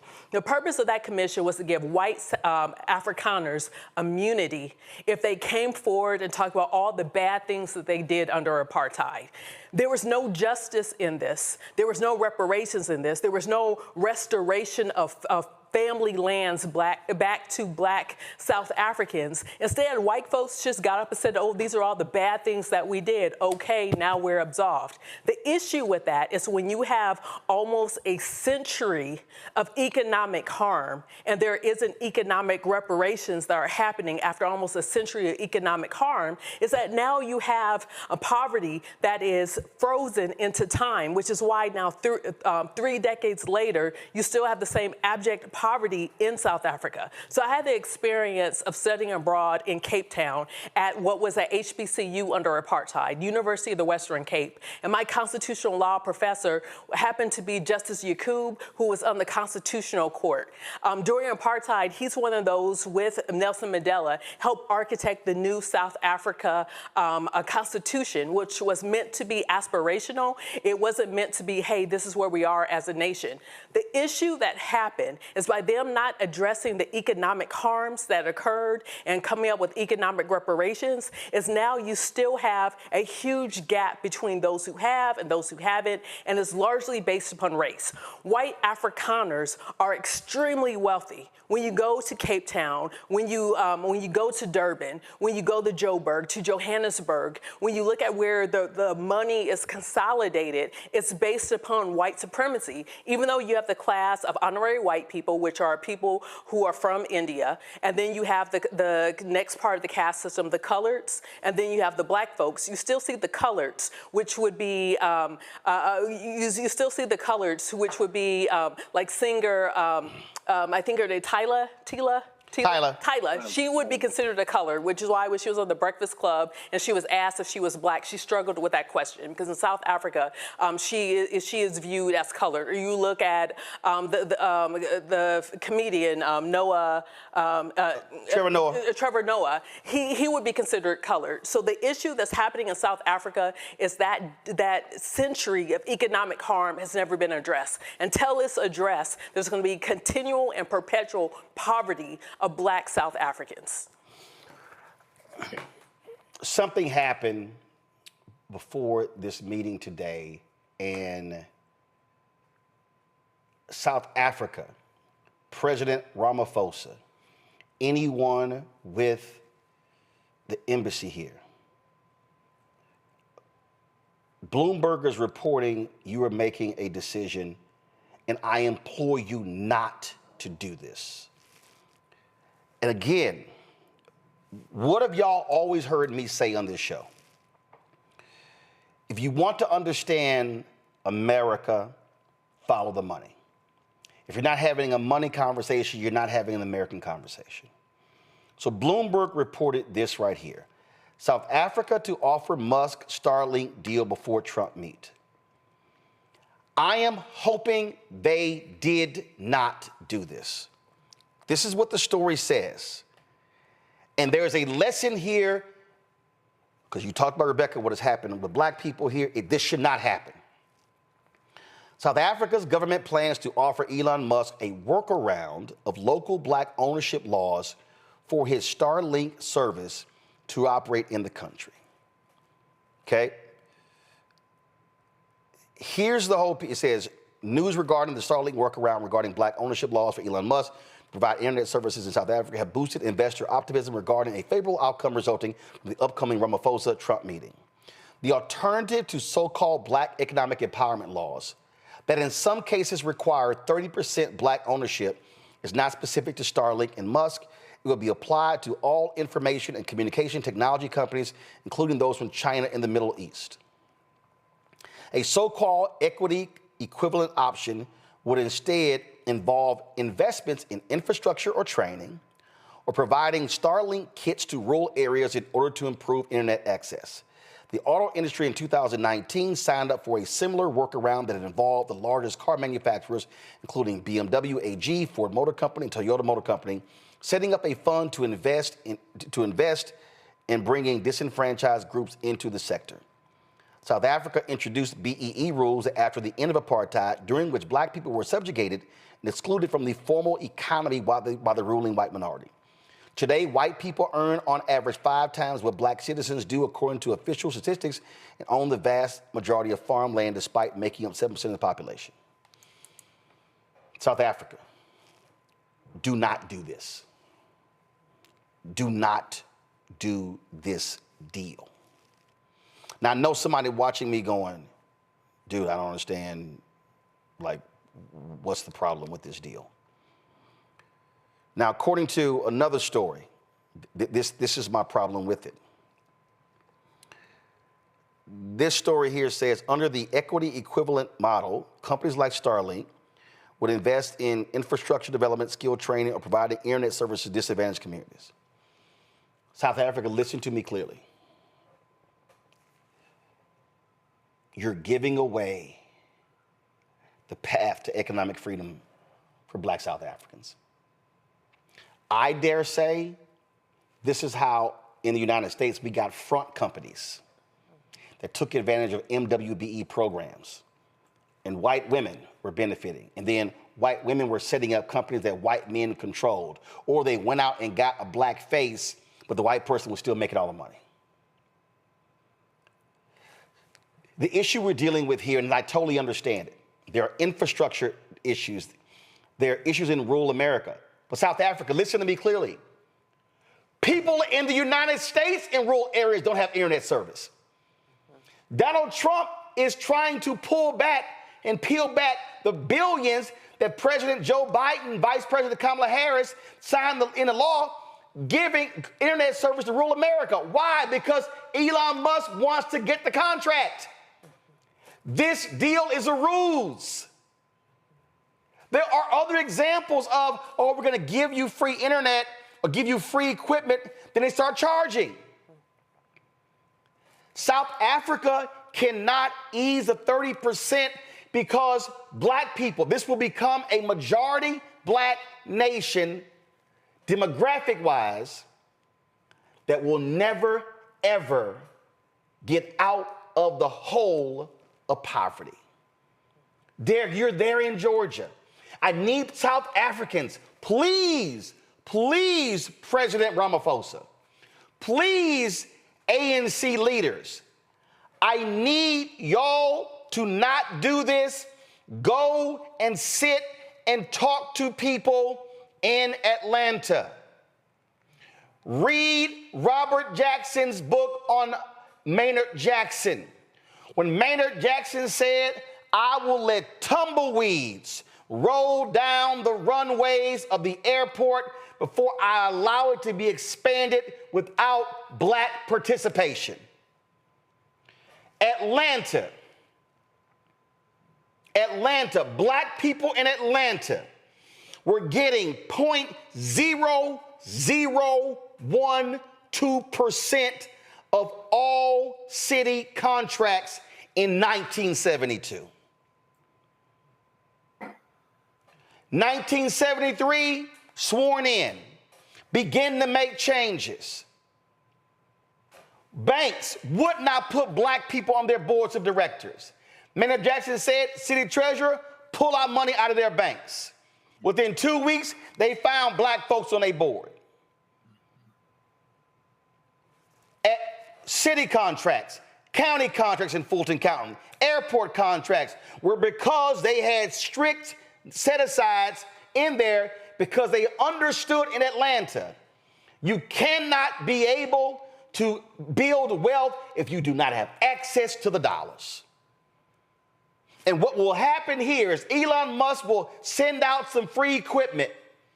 But what is the purpose of being able to have internet with free equipment from Starlink if I never will have an opportunity to own a business? President Ramaphosa and ANC, y'all cannot pull back on the 30% requirement. The numbers are the numbers. They're still going to own 70%. But if you do this, they will own 100%. And you will get crumbs. And a generation from now, like the generation today, is having to live with the deal Nelson Mandela cut. Don't be in a situation where 30 years from now, that generation is looking at the deal Ramaphosa cut in order to satisfy Donald Trump. Do not do this deal because it will be economically harmful to black South Africans. Derek? Yeah, Roland, I definitely agree with you. They should take the Maynard Jackson approach. But let's look at the reality, Roland. This guy is transactional. In fact, he's so transactional, Roland, in the first 100 days of this administration, he has amassed $6 billion. Think about that for a second. We talk conflict of interest is he done blown that through the roof. I mean, the deals that continue to be outlined, and so when that whole $400 million jumbo jet Qatar deal, I wasn't surprised because while he was over in the Middle East, Roland, he was making deals. He made a deal for a hotel. He made a deal for a golf course. And so Elon Musk is still part of this equation. They keep saying that Elon Musk is no longer in politics. Well, where was he today, Roland? He was right there. Why? Because he won that Starlink in South Africa. But that's the sad part, that I believe President Ramaphosa is going to make the deal. And unfortunately, to your point, 10, 20, 30 years from now, they're going to look back at this time, and the deal that was made is going to hurt South Africa. Larry, I'm telling you, Larry, you cannot make deals with this thug. And all Elon Musk wants to do is screw South Africa, the black folks. South Africa should do what Gambia is doing. And we had the ProPublica reporter on last week, how they've been trying everything to break Gambia. And Gambia's like, nope, we are not granting him a license to operate in Gambia. President Ramaphosa must remain strong. They cannot sign this deal. You know, Roland, this is I talked earlier about, leadership. And, what we're seeing here with this White House, and particularly Elon Musk, the last couple of weeks, trying to exploit African nations, exploit the countries, exploit their wealth, and we can't allow it. And, Roland, this is really important when we talk about in terms of the diaspora, the importance of Pan-Africanism. We have to collectively, as people of the diaspora, to make sure we come together to protect countries like South Africa and prevent this, what we're seeing, what you described in terms of Starlink, Elon Musk, because once again, this really comes down to wealth. And I mentioned earlier, maintaining a racial caste system. So we can't allow those individuals who are in power now, as you highlighted, to make deals that will impact people of generations from now. And I get the pressures from leadership, but when the majority of the wealth in the country is still owned by people who are not native to that land, you could never expect peace or justice. And so, as you said, caving in and allowing, these vulture capitalists basically to come in South Africa and other African nations and to pillage basically, once again, which you've already experienced for hundreds of years in Africa and other, countries outside of the country, then once again, you cannot reverse the centuries of damage from capitalism, imperialism that people with African descent, other people from minoritized backgrounds throughout the world has experienced. It is now the time to take a stand. And as you said, if you take this deal, then you will not be able to reverse the centuries of damage, decades of damage you experienced, the Black Afrikaners have experienced in the nation. And once again, you continue to the cycle of poverty in a country in which Black folks deserve to live a peaceful life where they have access to resources. But right now, we're not there yet. Rebecca, final point on this. I get it. I get the desire for investment. I get the need for investment in your country. Africa is 7 of the top 10 economies, fastest growing economies, 7 of those in African nations. The continent of Africa is the youngest population. It needs resources, not philanthropy. But what they cannot do is allow colonialism 2.0. Colonialism 2.0 to me is you're free, meaning you could elect possibly who you want, but then who controls them? And if you control the money, if you control the banks, the ports, the land, the investment, you control all of that, you control the country. You remain poor. And so that 30%, it's 30%. It's not 70% local ownership, 30% foreign, which what it should be. It's, you still gonna own 70. We're requiring 30% of South African investment. That needs to remain. Otherwise, Black folks in South Africa will never, ever achieve any economic success.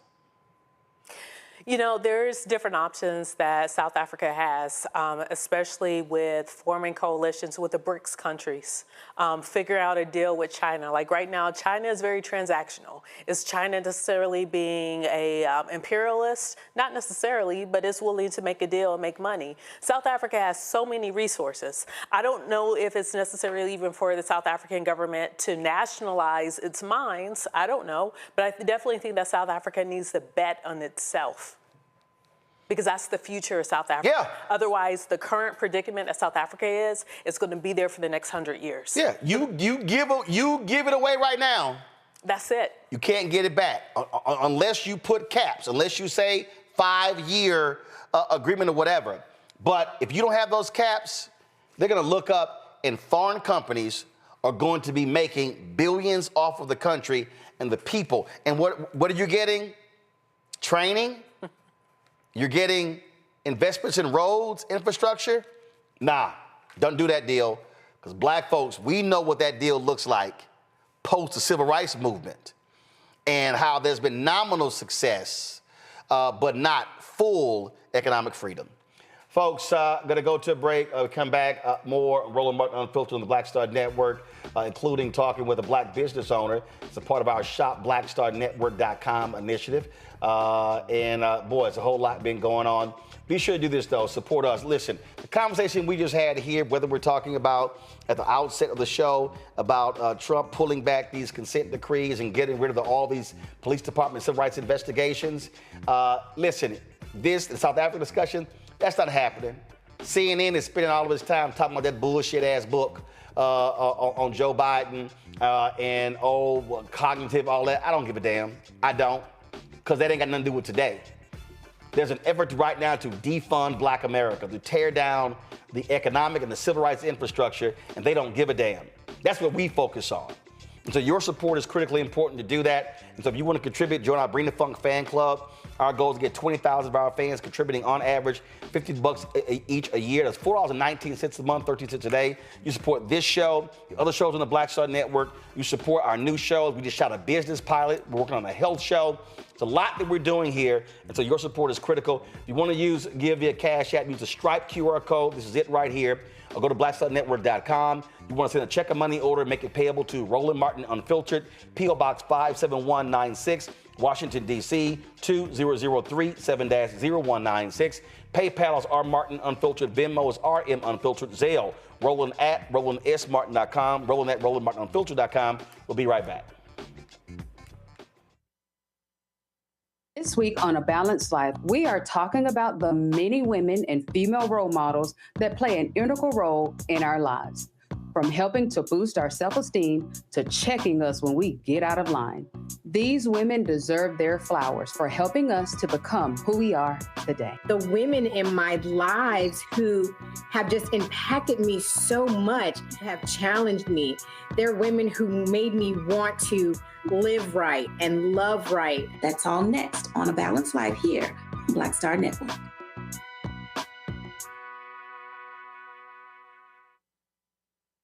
This is Tamala Mann. And this is David Mann. And you're watching Roland Martin Unfiltered.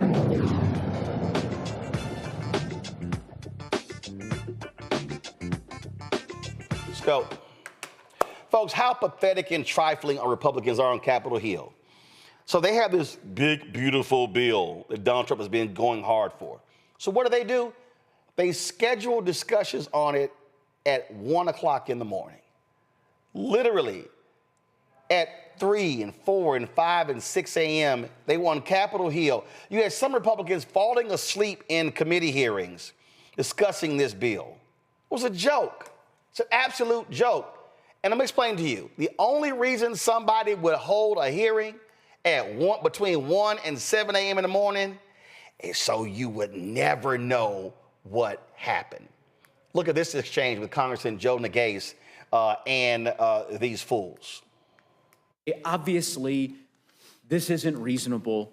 It does not make sense. This isn't transparent to hold hearings at 3 a.m. on a bill of this size and this scope and this scale. That's not in the best interest of the country. You could just as easily delay it 5 hours, Let the American public have an opportunity to listen to this debate and then vote on the bill on Thursday. And all of you could go home for the district work period. So I don't, this false sense of urgency for 5 or 6 hours makes no sense. It's and again, I understand that's your rationale. I think the American people are smarter than the House Republican caucus are giving them credit for. They know what this is about. And when they wake up, invariably, later this morning, and they find that this bill was reported out of this committee in the dead of night, I think they'll reach their own conclusions about House Republicans' commitment or lack thereof to transparency. Now, if you want to see one exchange, boy, this was amazing. Republicans are so arrogant that they know what's in their bill and how it screws regular, ordinary people. They were like, I'm not even going to read it. Watch this exchange. Are you asking? Would you please, so that the American public knows what this bill does, one of the little things that it does, would you please read page 901, line 20? I think it'd be better if you read it. Oh, he doesn't want to read it. I'll read it. I know the actually, but Ranking Member Moore, Ranking Member Moore here, so you can read it. It was a question if you would read it, so I'll ask Ranking Member Moore to read the text. This is in their bill. They don't want to read a line from their own bill. Ranking Member. I don't want to read the bill for you. I'll help you out. I am testifying about this legislation. I'm not going to read the bill to you. Okay, I am. This is amazing. Ms. Lager Fernandez, shall I pass this back or shall I read it for you? No, why don't you just read it? I am a member of this committee. I am the ranking vice chair of the committee. It says Section 111106, repeal of excise tax on indoor tanning services. So they're going to repeal, they're repealing an excise tax on tanning beds. They're repealing a tax on silencers. At the same, so they're going to, okay, so if you have a tanning bed, you get a little bit of a tax break. And if you need a hospital bed in rural America, I'm sorry, you're out of luck. Sounds about right. Just so you know, because it's always important to know who you're dealing with, that asshole there, who I'm not going to read it for you, is Jason Smith of Missouri. Look at this here. Farm kid from Salem, Christian, bullshit, rancher, small business owner, proud American, champions of the working class, the unborn, veterans, families, and gun owners. Yeah. But he's such an asshole. Now, I'm not going to read it for you. Now, the Medicaid cuts they're pushing could leave millions of low-income Americans without hospital care. Watch this. Congresswoman, I was wondering if you would just talk to us on your way over to the conference meeting. No. Last time you spoke with us, you lied to our face and said that you weren't going to vote for Medicaid cuts. But then you've actually voted for the largest cuts to Medicaid in the history of the country. Do you have any comment on that? Do you have any comment on the 4 hospitals in your district that are going to close because of your vote? Representative Miller-Meeks, I'm wondering if you have any comment on the health care that 67,000 people in your district are going to lose? Does it concern you that you only won by 800 votes? Now, the Congressional Budget Office, nonpartisan, they actually released their analysis of this bill. And they confirm Medicaid cuts. They confirm the folks who will benefit the most are the richest 1% of the country. Here is Congressman Jim Boyle laying out this whole issue. Go to my iPad. As you know, statutory pay-go, which stands for pay-as-you-go, is a law that requires tax cuts and spending increases to be offset, meaning that they do not add to the deficit. If at the end of the year congressional legislation collectively violates pay-go, those deficit effects trigger across-the-board cuts to programs like Medicare. Does this bill trigger statutory pay-go?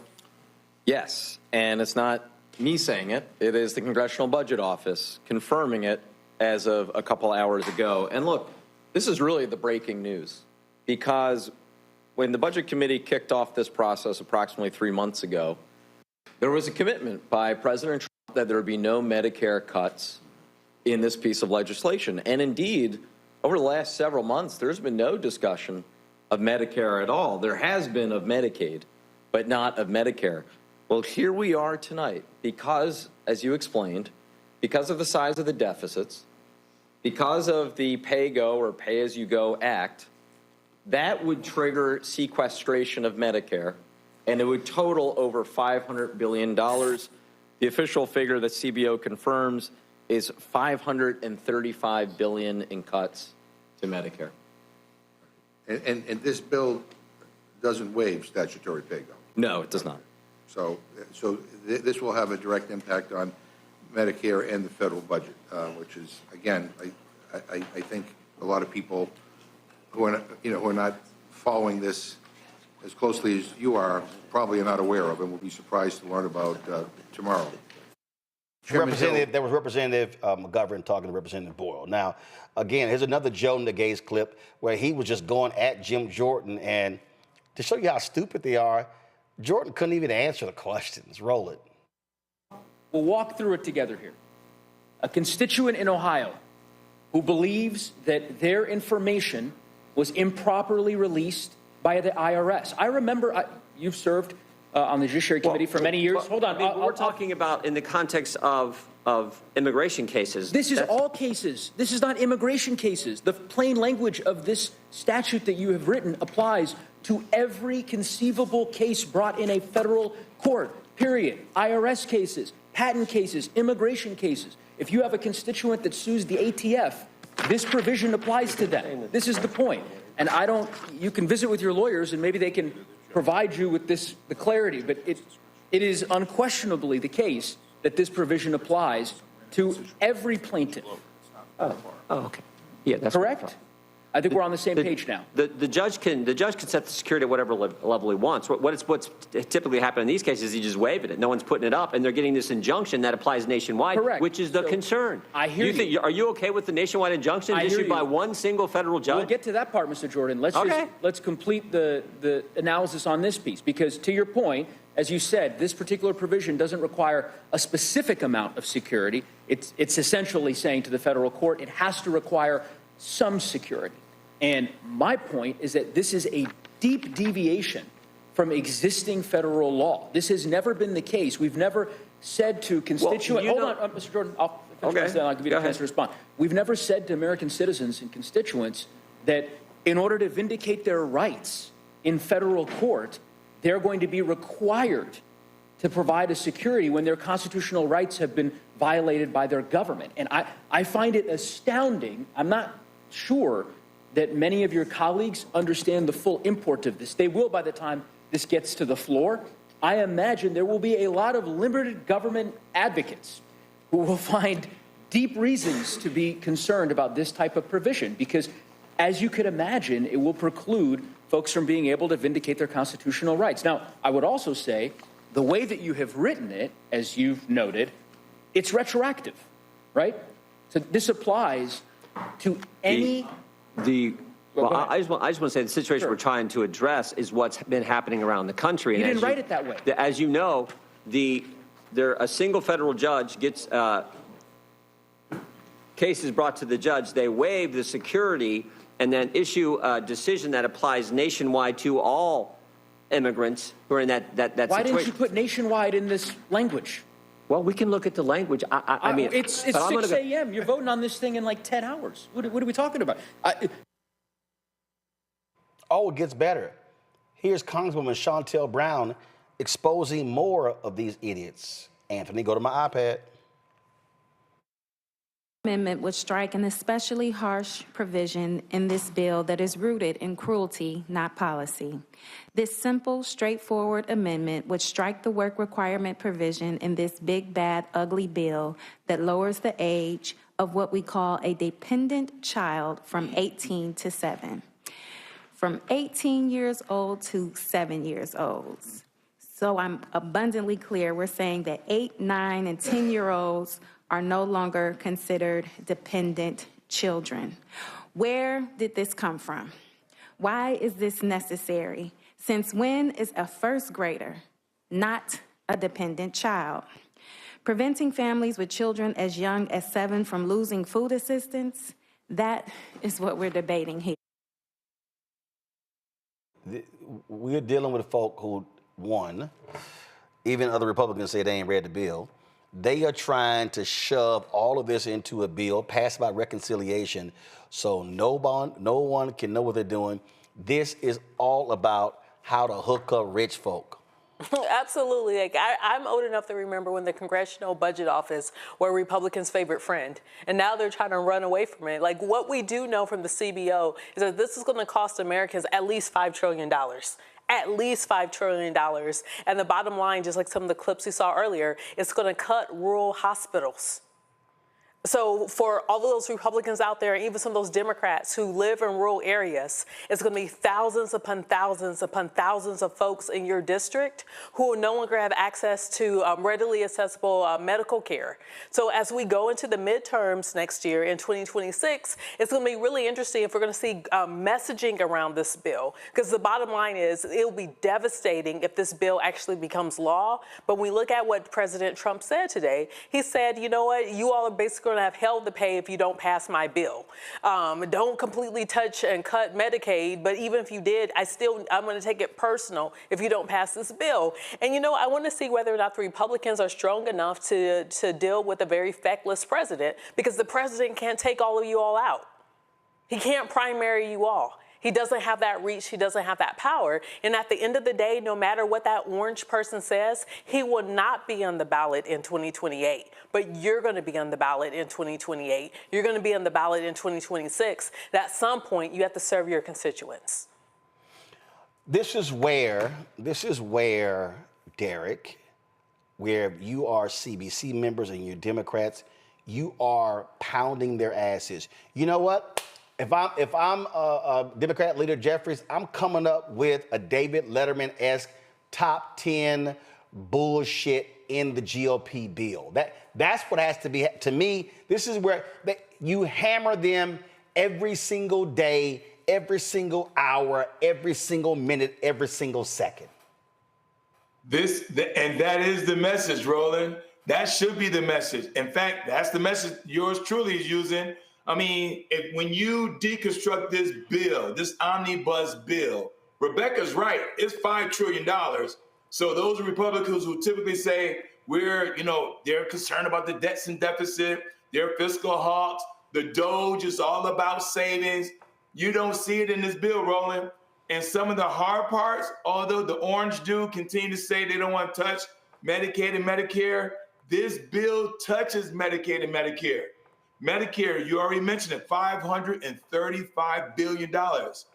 Medicaid, affordable care, $880 billion. Then there is the SALT, the state and local tax, which is currently at $10,000. They want to raise it to $50,000. If they do that, Roland, that's $1.4 trillion. And so they cannot pay for a lot of the elements, and we're just talking about the macro. We're not even talking about sunbed, tanning beds, and other things that's going to negatively impact. You won't be able to get for energy conservation, refrigerators, washing and dryers. Things that are in the middle class that they typically leverage these tax credits for. All that will be devastated. But the major things that we're talking about, Roland, we should be hammering this to the wheels fall off, because these folks are going to continue to hurt working class, middle class, because in the end, this bill, come 2026, if it passed right now, it's going to put a lot of folks in harm's way, and we need to continue to drive this message home. Yeah, I mean, again, Larry, you got to hammer, because, listen, they don't even have the votes on their side. You got to say, oh, you going to vote for that? You gonna vote for that? You gotta hit them with everything, because you use all of that when it's time for them to run for re-election next year. You're on mute. Larry, you're on mute. Talk. Larry, talk. Sorry. All right, look like you're frozen. Yeah, your signal's frozen, Larry. You highlighted it. The focus has to be on it. Can you hear me now? Yeah, now we got you. Go ahead. Guys, what is that? That is not Larry. What the hell is that photo? That ain't Larry. Larry, go ahead. Larry, just talk. Just talk. Put the camera on me. Larry, talk. Can you hear me, Roland? We got you. Go. All right, Larry's signal's still messed up, so y'all let me know when we got Larry back full. Rebecca, again, that has to be the strategy. You gotta force them to own everything in this bill, as Republicans would do with Democrats. I would pick out the most absurd stuff, crazy, absurd, and boom, top 10. Oh, did y'all see this one here? This one here? That's what you do to them. If I was Hakeem Jeffries, I would show up in different congressional districts. I would go to the local food pantry and talk about how the food pantry shelves are bare. I would show up to some of these hospitals in rural areas and talk about how, guess what, this hospital is getting ready to shut down. And as people are going in and out of the hospital, I'm going to ask them questions like, hey, I'm Hakeem Jeffries, I'm the minority speaker of the House, and let me tell you what your member of Congress just voted to do. Like, take it to them. Whether or not members of Congress want to actually have town halls, create a town hall, show up in these districts. Like right now we see Bernie and we see AOC doing whatever it is that they're doing, but let's actually see leadership in the House, minority leadership in the House, also take it to the streets, take it to the people, and actually make the evening news. Because I guarantee you, if Hakeem Jeffries show up in Kansas City, Missouri, if Hakeem Jeffries show up in Liberty, Missouri, if he shows up in these different areas, the local news is going to cover it. If Hakeem Jeffries shows up in Iowa, if he shows up in Nebraska, in a congressional seat 2 with Don Bacon, and talks about the different cuts that Don Bacon is supporting, guess what? The local affiliates are going to cover that. And that's what it's going to take if we're actually going to see an agenda that is for the pro-working class and pro-Americans in this country. And we have to take it directly to the congressional district. Absolutely. We got Larry back? All right, we'll have Larry back. Let me know. All right, let me go to a quick break. And we'll be right back. Roland Martin Unfiltered on the Black Star Network. Do we have a shopping guest?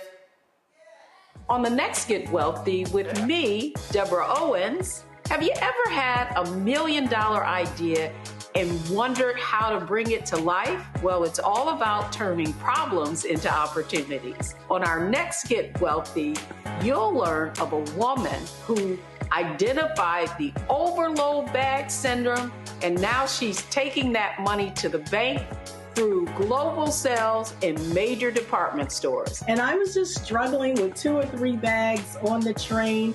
And I looked around on the train and I said, you know what? There are a lot of women that are carrying two or 3 bags. That's right here on Get Wealthy, only on Black Star Network.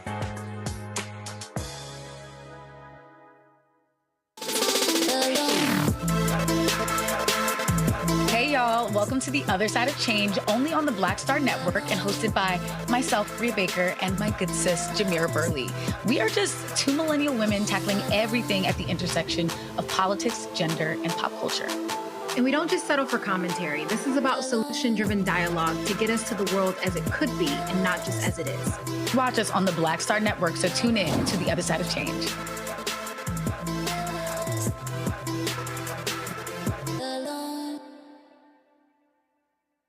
This week on A Balanced Life, we are talking about the many women and female role models that play an integral role in our lives, from helping to boost our self-esteem to checking us when we get out of line.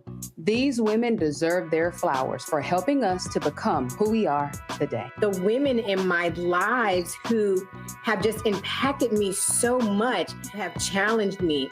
They're women who made me want to live right and love right. That's all next on A Balanced Life here on Black Star Network. Hey, what's up, y'all? I'm Devon Franklin. It is always a pleasure to be in the house. You are watching Roland Martin Unfiltered. Stay right here.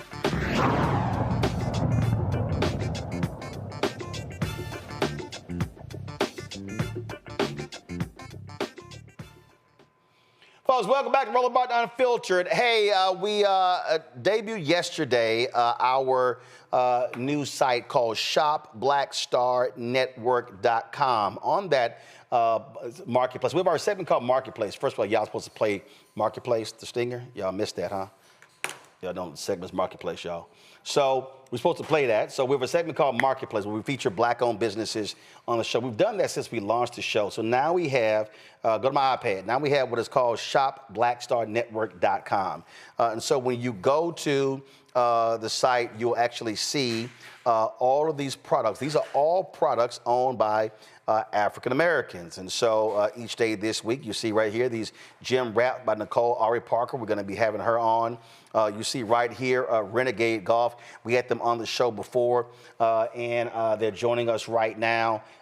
They actually, this is a black-owned company out of Atlanta, make their own golf balls. And so when we talk about Titleist, we talk about Callaway, we talk about Trixon, all the different golf balls, they make their own. I was in the Anthony Anderson Celebrity Golf Classic, and I actually played their balls, and they have two different types of balls. But last time we talked, they had two.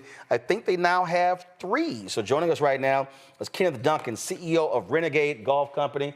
Kenneth, glad to have you here. So again, last time y'all were on, you had a couple of balls. So where are you now? Because you see right here, we got Renegade Blueprint.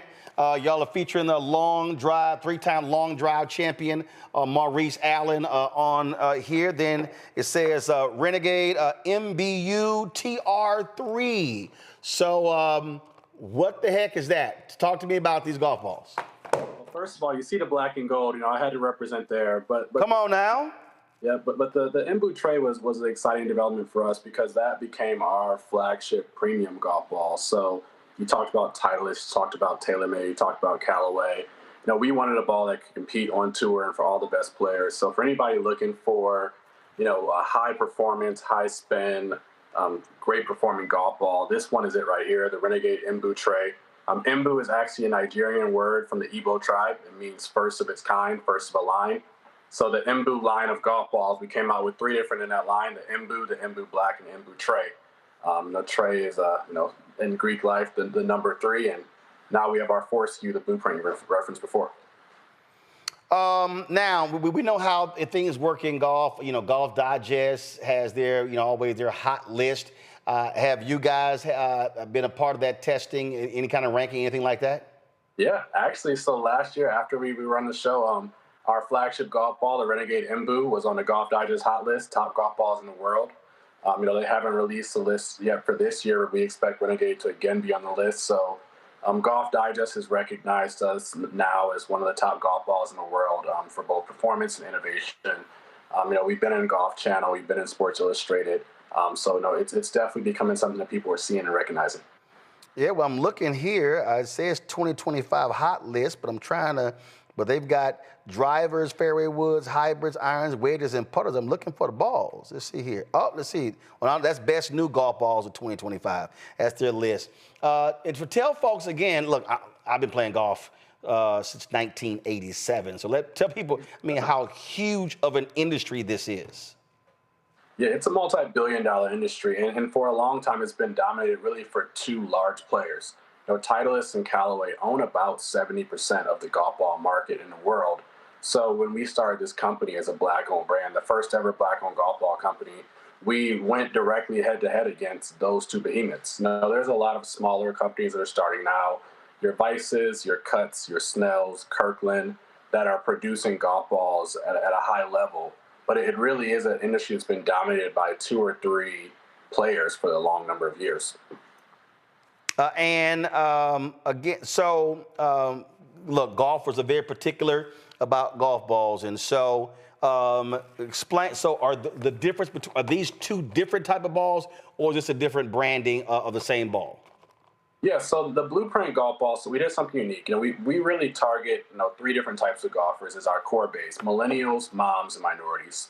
And we found a lot of those emerging groups in the game of golf weren't looking for the premium golf ball. So our Renegade Blueprint golf ball is an entry-level ball. Think like, your Titleist Tour Soft.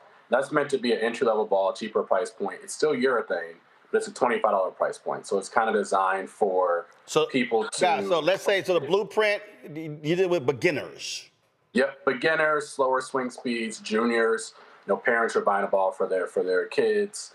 Whereas the Imbu line is really designed for high-performing players, collegiate players, professionals, looking for more performance to compare against your Pro V1, Pro V1X. So I'm looking on the back here, and I see Imbu Black, Imbu TR3. So I'm a 4.5 handicap. So which of your balls should I be playing? I think really the Imbu series, all of them offer something unique depending on your swing speed. But handicap-wise, I think the Imbu tray would be a good fit for you. It's 90 core compression. So we kind of compare that to the Pro V1 and Pro V1X, a little bit higher. See, there you go. So, and Pro V1, Pro V1X is considered that's the ball everybody competes against. That's the one. They ask us about that one every time. That's the one. That's the one. So I can't wait to test these out. Rebecca, you were all excited when I mentioned Renegade Golf, part of shopblackstarnetwork.com. You play golf? So I'm a casual golfer. I'm a lefty. I ain't never seen a video. I need some evidence. I got proof. Where is it? So first of all, is it on your Instagram page? Do you have it on your phone? It will be tonight. Oh hell no! See. That's how I test folk right there, Pratt. I was like, hold up, I ain't never seen your swing.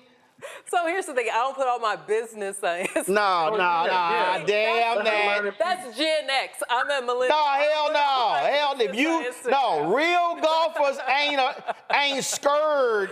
Real golfers ain't scared to show they swing. Folk who are marginal golfers, they ain't trying to show nothing. Go ahead with your little question. Okay, I'm gonna be at Langston. I'm gonna be practicing. So if I that means you ain't got no video. See, I told y'all she busted.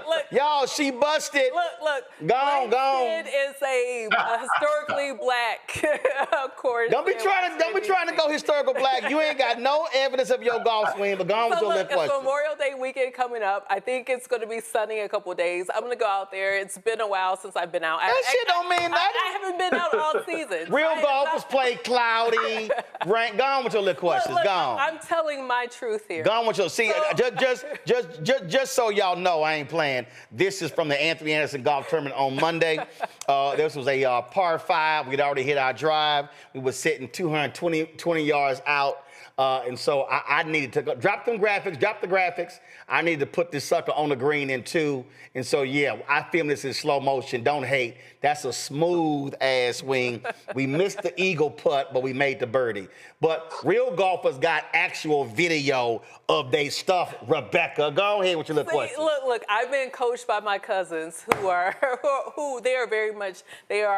black semi-pros. Yeah, okay, all right. Play. Let's see they swing too. Go ahead. One has a technical approach, the other has a very athletic approach. All right. So that means my swing kind of got to be in the middle. Oh, Lord, here we go. Now, Fran, she tried to put it on her cousin. Go ahead. So that said, which ball would you recommend? Because I haven't been out in a while. I'm guessing I probably should stick with some of the beginner swings. But can you talk about the fabrication of your balls and how the construction of it makes it competitive? Well, all of our golf balls are urethane, and that's unique. Most brands offer 2 different types of really hard-feeling balls. They're called Cyril.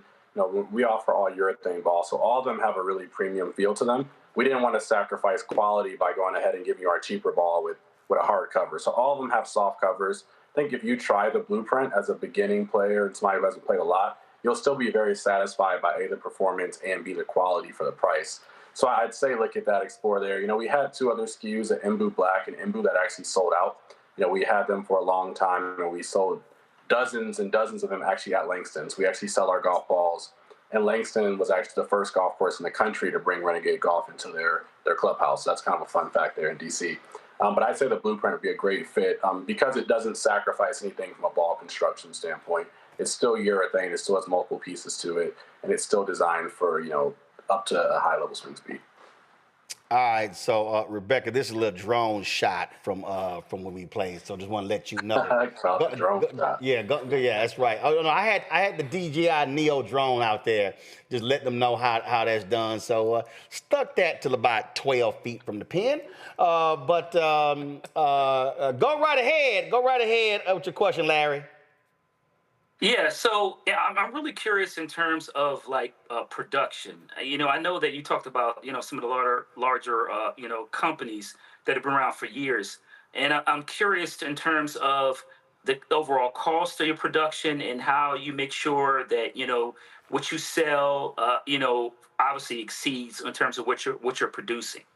Yeah, so that's a great question. The question a lot of people ask, to be honest with you, and actually how we started with golf bags years ago. An individual who actually worked for Titleist and Callaway previously in both supply chain and R&D, approached us and said, hey, I see what your mission and vision is as a company, and we can help you with the design and the supply chain resources necessary to build a premium golf ball company. So since then, we've only manufactured the highest quality golf ball companies in the world. We manufacture right alongside Callaway Golf. We manufacture right like some Mizuno Golf and Srixon. So we really are in the highest performing manufacturing plants, and we have a very strict quality standard that we hold ourselves to, which I think the Golf Digest feature and whatnot kind of alludes to that in our performance. But no, it was a really good good thing for us that he ran into us and wanted us to be a part of his team. Derek, first of all, Larry, do you play golf?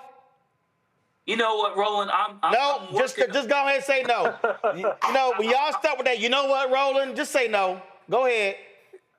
Listen, Fred, I'm getting there. I'm working on it. Oh, that's Fred too? Okay. Well, 6 for the good bros. All right, well, again, when they start with that, you know what, Roland? Just go ahead and just say no. Right, just say no. Yeah, Derek also frat too. Go ahead, Derek. Derek, you right there in Atlanta. I'm in Atlanta, but Roland, I don't golf, Roland. The hell is wrong with you? Listen, because on an aircraft carrier during my time in the Navy, we hit the balls. The balls, we can't go and get it. It's in the ocean. So I'm telling you. But you not on your ass on the land now. All these excuses. See, listen, if you trying, I'm trying to tell you, son. See, if you trying to, see, Larry, you got to do this here, Larry. This is all I'm saying right here. I mean, you got to be able to just understand how to, see, Rebecca ain't got no videos. Let me bring it back because it skipped. Rebecca ain't got no videos like this here. Rebecca, I'm just saying, baby, that's just smooth. Larry, go ahead with your little question. So my question, first of all, congratulations, good brother, on your success, because this is not a industry that you find us manufacturing golf balls, and so congratulations. And so speaking of manufacturing, it's my understanding that China and Taiwan are where most golf balls are manufactured. Where's your golf balls manufactured? And if it is in China, do you anticipate, being, hit with some tariffs? How are you going to mitigate this whole thing around tariffs and import? Because there are certain thresholds as it relates to certain products coming in and out of the United States right now. Yes, brother, that's a great call, and it's something I dance with every day. So you caught it right on. We do manufacture in both China and Taiwan. Our more premium balls are coming from Taiwan, and the lower cost balls from China. Tariffs have a tremendous impact. The Blueprint golf ball has been our highest selling golf ball to date. But, the cost of tariffs, when we reached to our freight forwarder, and he said in a span of a week, your cost for taxes and tariffs have gone up 6x. That's hard for a smaller minority-owned company to absorb. Yep. And what it causes you to do is to wait. You have to go ahead and wait out those tariffs and hope that our president decides to, change his tune. And, it creates a lot of uncertainty. I got an email the day that there was a tariff break to say, hey, Kenneth, Renegade, you want to bring your golf balls in now because tariffs have dropped down temporarily and may go up again in a month. That level of uncertainty is hard to forecast and plan upon, but it's the reality that we're sitting in now, and I think we just have to adjust and be agile accordingly. Absolutely. And since Rebecca ain't got no actually videos at all, Y'all turn the audio up so you can hear what a well-struck ball sounds like. I was playing Sunday in the first round with the long driver, Josh Jackson, out of Cincinnati, and we were playing, and he can boom the ball. But, you know, I handle my business. Handle it. Hey, Sean. Hey, Bob. He needed the drone on that. That's a kick hard, too. Appreciate it. See, I was like, I kept looking because I was trying to see how far it went because that's why I ain't picked the tee up. I'm just saying, Rebecca, you know. But you only show us our best shots. Oh no, baby, I know what I shot. I don't. I ain't dribbling the ball down the fairway like you are. Sorry, don't even try that. Don't even try that. I mean, I think I have a video where I missed a putt. But, boo, that's all we got.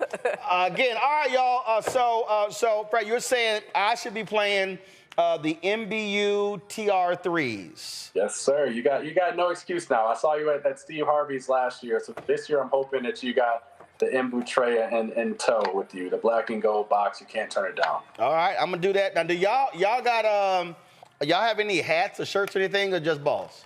Yeah, we make hats. We make hats as well. We have a red and black, blue and white hat. And we do some different stuff. We have some different black brands we're trying to partner with as we come out with more apparel throughout the summer. All right, so now y'all had a fitted hats or them damn snapbacks? Got the snapback. Oh, hell no, I hate this. Let me know when y'all got the fitted one. I can't stand the snapback hats. Matter of fact, I was wearing one in this video here. I was wearing snapback, and I literally was playing. I said, let me send my assistant to order some new damn hats. I can't stand them snapback hats. That's just me. I can't stand them. Hey. So anyway, all right, folks, if you play golf, if you know a golfer, listen, everybody who's watching and listening, let me help y'all out, okay? A golfer is the easiest person to buy birthday, anniversary, Christmas gifts for. I need everybody listening to me, okay? There's not a golfer I know that will ever turn down some new free golf balls.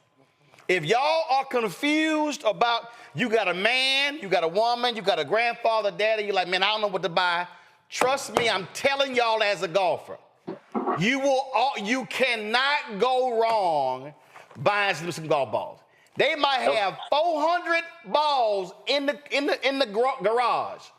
They ain't got no problem with a new new pack of golf balls. I'm just trying to tell y'all. So go to shop. I'm gonna start on Father's Day. Father's Day is coming up soon. It's a great Father's Day gift. Shop Black Star Network during Father's Day. We got a couple weeks to find that right gift for that new golfer. So there it is right there. Yeah, I'm telling y'all, all y'all watching, I'm telling y'all, so I want y'all to do this here. I want y'all to go to my iPad. I want y'all to go to shopblackstarnetwork.com. And then I want y'all to scroll down, and you're going to see right here. Yesterday, we had Ezra Coffee on. I want y'all to scroll down and go to Renegade Golf. You see the 3 golf balls right there, the TR3, MBU, TR3, $37.99. The entry-level golf balls are the Renegade Blueprint golf balls are $24.99. When you click the button, it says shop the full collection. There are 3. There's the Renegade Blueprint. There's the Renegade MBU TR3 golf ball. And that's yellow, and then the other one is white. Is that what this other one is? Yep, we got a yellow option, a high visibility option, and a white option. All right, so the yellow for y'all blind people, but the white golf ball as well. So those are the 3 golf balls for Renegade Golf. Again, black-owned company, y'all. Again, as look, we all about.